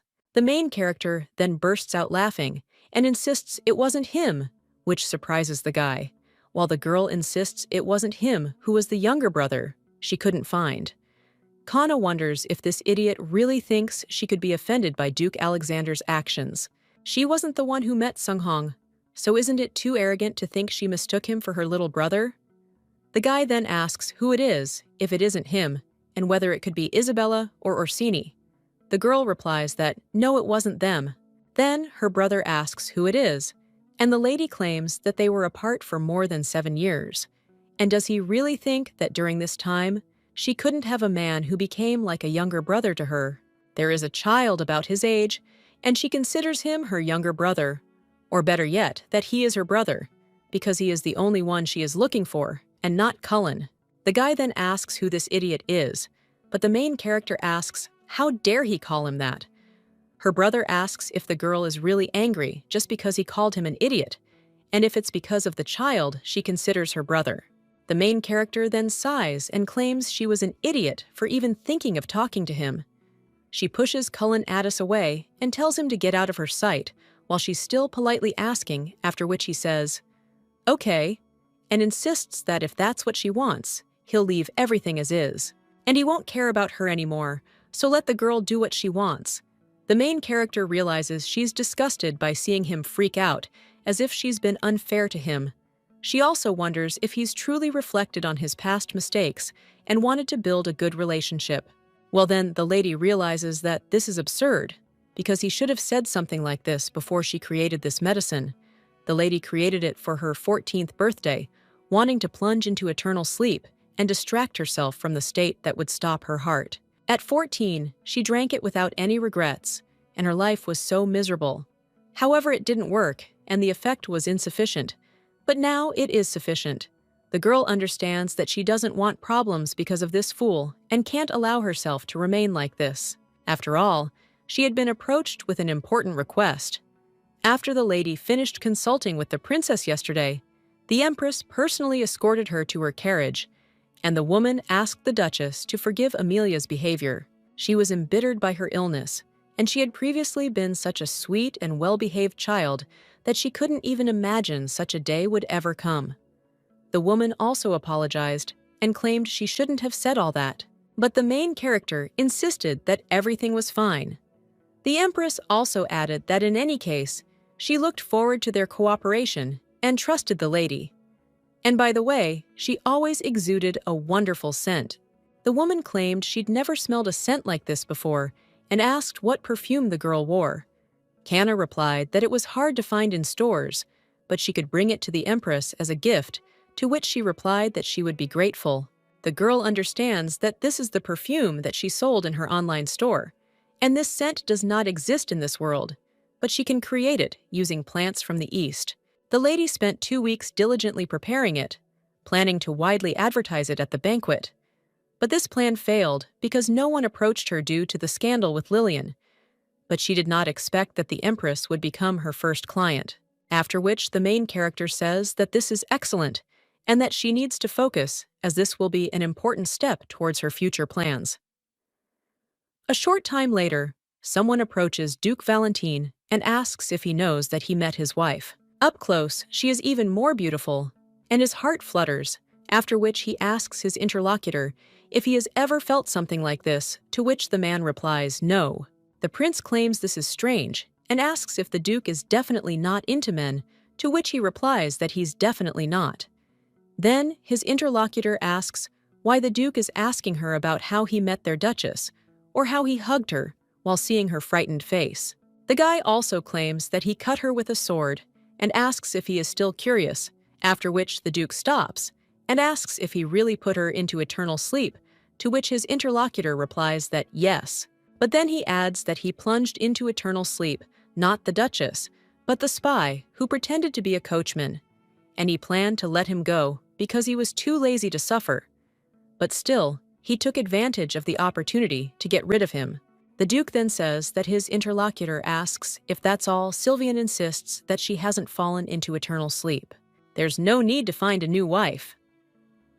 The prince asks if the Duke knows his ball is filled with magical stones, and even a small scratch is enough to cause a massive loss of the red fluid, causing some to lose consciousness. The boys wonder if he's not interested either. Then the guy asks, what about someone else? Because he thinks Canna's gotten into some trouble, and he means that. At that very moment, his interlocutor claims he's not interested, and that it's none of His Highness's business, so he asks her to stop paying him so much attention. The concerns of Valentino's family. The prince says how cold his interlocutor is, and if such a beauty were his wife, he would keep her close, which is why the Duke is so stupid. Meanwhile, the main character realizes that the unpleasant events are already behind her, and she realizes that these relatives are so infuriating. Cannes' daily routine finally began to calm down, all because Duke Alexander and Cullen, and even Sylvian Valentino, had gone on a military campaign. Monsters suddenly began appearing from the black fog. But of course, that didn't mean the lady's daily routine was quiet and boring. At this moment, someone throws a vase and cries out about how it itches, and how she wants to fall into eternal sleep from this unbearable itch. The main character realizes that it's now the 5th day of Princess Amelia's treatment, and each time in her excitement, she smashes a vase, and it seems like it's already the 5th. However, despite her intense anger, she never threw them in her direction. In fact, the girl tried to do so in such a way that not a single fragment reached her. She had no intention of harming her. The lady was simply in great pain, so she couldn't tolerate it calmly. The girl asks when the medicine will be ready, and if she can even hear her, as her skin feels like it's burning, and she's in so much pain, she wants to fall into eternal sleep. Canna understands that the princess nevertheless follows her instructions unquestioningly. She stopped using mercury, which had brought her relief, and began wearing cotton clothing like commoners. She also stopped scratching the inflammation, a feat achieved only through her stubbornness and determination. It is precisely these patients who melt the hearts of doctors, which means that now she too wants to make every effort and help her patient, after which the main character states that she apologizes for having to wait so long. But now she has brought the lady medicine, as well as a new ointment that will replace mercury for her. The protagonist realizes it's a herbal ointment. Records of it remain in ancient medical encyclopedias from the Joseon era. It was widely used for external use at that time. This ointment was the best-selling product in her online store in Korea. She understands that since she's made it many times before, it worked out pretty quickly, but due to the very long delivery time for the ingredients, preparation took a long time. Canna claims she'll show the lady how to apply the ointment, so she should watch carefully and follow suit. Amelia asks if applying it will stop the wounds from itching, and the main character replies that only if she uses it constantly. Her companion claims to be happy, and the protagonist asks what she's talking about. The princess claims she heard the herbs the Duchess requested were delivered only yesterday, and she thought it would take several days to make the ointment, but it all happened so quickly. The protagonist tells Her Highness that it must have been very difficult for her, but she endured everything and followed all her instructions well, so she too wanted the lady to recover quickly. The protagonist also says that everything she's done up until now, including changing her habits, it was to prevent the progression of the disease, and officially its treatment begins today. And soon the lady will be able to see changes, so let her be patient a little longer, to which the girl replies that she understands. Kana understands that if the herbs from the Empress had arrived faster, the princess would have gotten rid of the itching long ago. She said that she has connections with Eastern traders. So why was there such a delay? After all, the goods would have been delivered in Korea. Although in her online store, it was possible to do this even faster if the required product was in stock, since she always stocked best-selling items in large quantities. The girl also wonders if her shop is okay and how Juhua is doing. But what difference does it make? Unlike Juhua, she's probably surrounded by the care of her loving family. When the main character finishes applying the ointment, the princess claims she feels a little better, and the girl asks if it's bearable. Now Amelia replies that yes, her skin still itches, but she can tolerate it now. The main character claims that an herbal infusion will also be added to her treatment. It must be taken 3 times a day, and the lady must not forget it under any circumstances. She agrees and insists she will definitely take it. Kana says she'll probably go and they'll meet tomorrow, but her companion asks her to wait. The girl turns to the Duchess and asks her forgiveness for her outburst and for throwing vases. Kana realizes she never imagined the girl would apologize, after which she says everything is fine. Amelia then asks if the girl would like to have a cup of tea with her, and they can chat for a bit.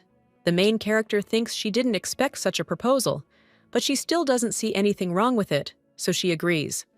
While drinking tea with the princess's son, the girl didn't notice how quickly time had flown and the sun had already begun to set. A little while ago, Amelia claimed that it seemed that Her Majesty, along with the medicinal herbs, bought something else, because she gave her a very rare tea, and she hoped that the Duchess would also like it. The main character thinks it's amazing, because a week ago she couldn't have imagined she and the princess would become so close. Their first meeting was terrible, and besides, she put her life on the line for this deal.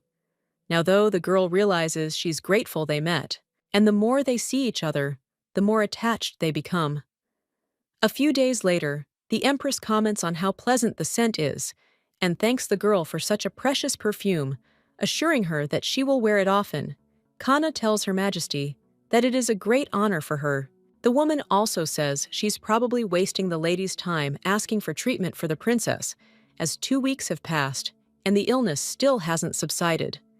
The main character realizes it's impossible to get rid of a serious skin disease in such a short time. But the princess is more patient than the Empress, after which the girl says that this is not one of those illnesses that can be quickly cured, but let Her Majesty not worry, because soon the princess's skin will stop itching. And in general, the treatment is progressing very well. The woman says that this is excellent, and asserts that she will not rush her. But at the same moment, someone else knocks on the door, and tells Her Majesty that His Highness the Second Prince has come to see her. The woman at the same moment, with a smile on her face, tells him to come in, and the main character thinks that if this is the second prince, then he is the Empress's natural son and Amelia's brother, as well as the man who will become the next monarch. And his name is Crescent. The Empress turns to her dear son and asks why he came there, since he could have sent someone with orders, and she would personally bring everything needed. The guy replies that he came because he heard his sister has a new doctor. The main character wonders if he's talking about her, then rises from her seat. The girl immediately bows and declares that it is a great honor to meet His Highness and that her name is Kana Valentino. The man says she is pleased to meet the Duchess, then offers to tell her how his sister is doing and that he would like to visit her, but his mother stubbornly holds him back. The woman immediately yells at Crescent to never go to the princess's palace as it's full of bacteria, so he shouldn't even think about it. The boy then tells his mother not to worry, and the woman tells him to promise her. The main character ponders the words about various bacteria. Meanwhile, the woman tells the guy to never try to go there and never drink tea with the princess, because if the disease spreads to him, what will they do then? The girl understands that it's clear that her son is the future emperor, so she values him, but she speaks so harshly, the boy insists that this time he will definitely keep his promise, and the woman tells him to do so. And the main character realizes she's witnessing an extremely unpleasant scene. Of course, she wanted to escape from there as quickly as possible. But a little while later, the lady was walking through the garden, and someone told the Duchess that he hoped he wasn't wasting her time. The girl replied that of course not. But she wonders why this prince invited her on a walk with him. The boy then asks if she's really going to see Amelia today, to which she replies that she is. The prince explains that due to health reasons, he was unable to attend his sister Lillian's banquet. But he's heard a lot of rumors about her beauty, and the girl insists he's exaggerating. She silently adds that maybe he should stop talking nonsense and just tell her what he needs. The guy insists that in addition to her beauty, she's also an artificial healer. When they continue talking and move further through the garden, the main character thinks that this is strange, because it seems to her that they are gradually moving away from people and becoming more secluded, and maybe it's just her imagination. And yet this long conversation is literally about nothing. A short time later, the guy claims that finally no one is around and they're alone. The main character, shocked, wonders what this means and whether he's really going to act like his crazy brother. Meanwhile, the guy preemptively apologizes to the Duchess and grabs her hands. But when the main character looks at her hand, she asks if it's a water vessel. Her interlocutor replies that it's an antidote and something that can save her and his sister, Canna, surprised, turns to His Highness, who merely asserts that he hopes the lady will keep this a secret from others. At that very moment, someone else approaches Duchess Valentino and insists that she accompany them to the imperial palace. Canna thinks they're imperial knights and they're armed, after which she asks what happened and why. So suddenly, one of them claims it's an imperial decree, and they need to immediately detain Duchess Canna Valentino, the one responsible for sending Princess Amelia into eternal sleep. The protagonist realizes that according to the girl's maid, the princess has been complaining about being tired all day. Then she suddenly started coughing up red liquid and never got up again.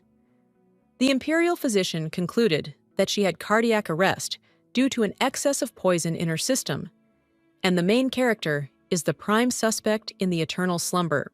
The Empress slaps the girl across the face and screams at her for putting her daughter into eternal sleep. But she asked to be healed and trusted the lady, so how dare she do such a thing? Canna insists she didn't do it, but the woman screams that she only has to look at her. Every meal of the imperial family is thoroughly checked for poison, but she was poisoned, and the only thing that could have poisoned her was her ointment, after which the girl claims that she is innocent, but the Empress again hits her in the face and screams, "Who then? After all, who could have done this? And how?" And the girl could only have been poisoned by her ointments and decoctions.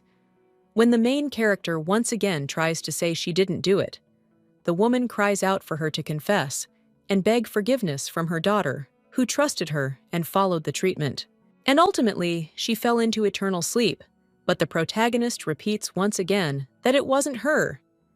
The Empress asks if she will really persist to the last, since it was she who put her daughter into eternal sleep, and she still has the audacity to deny it.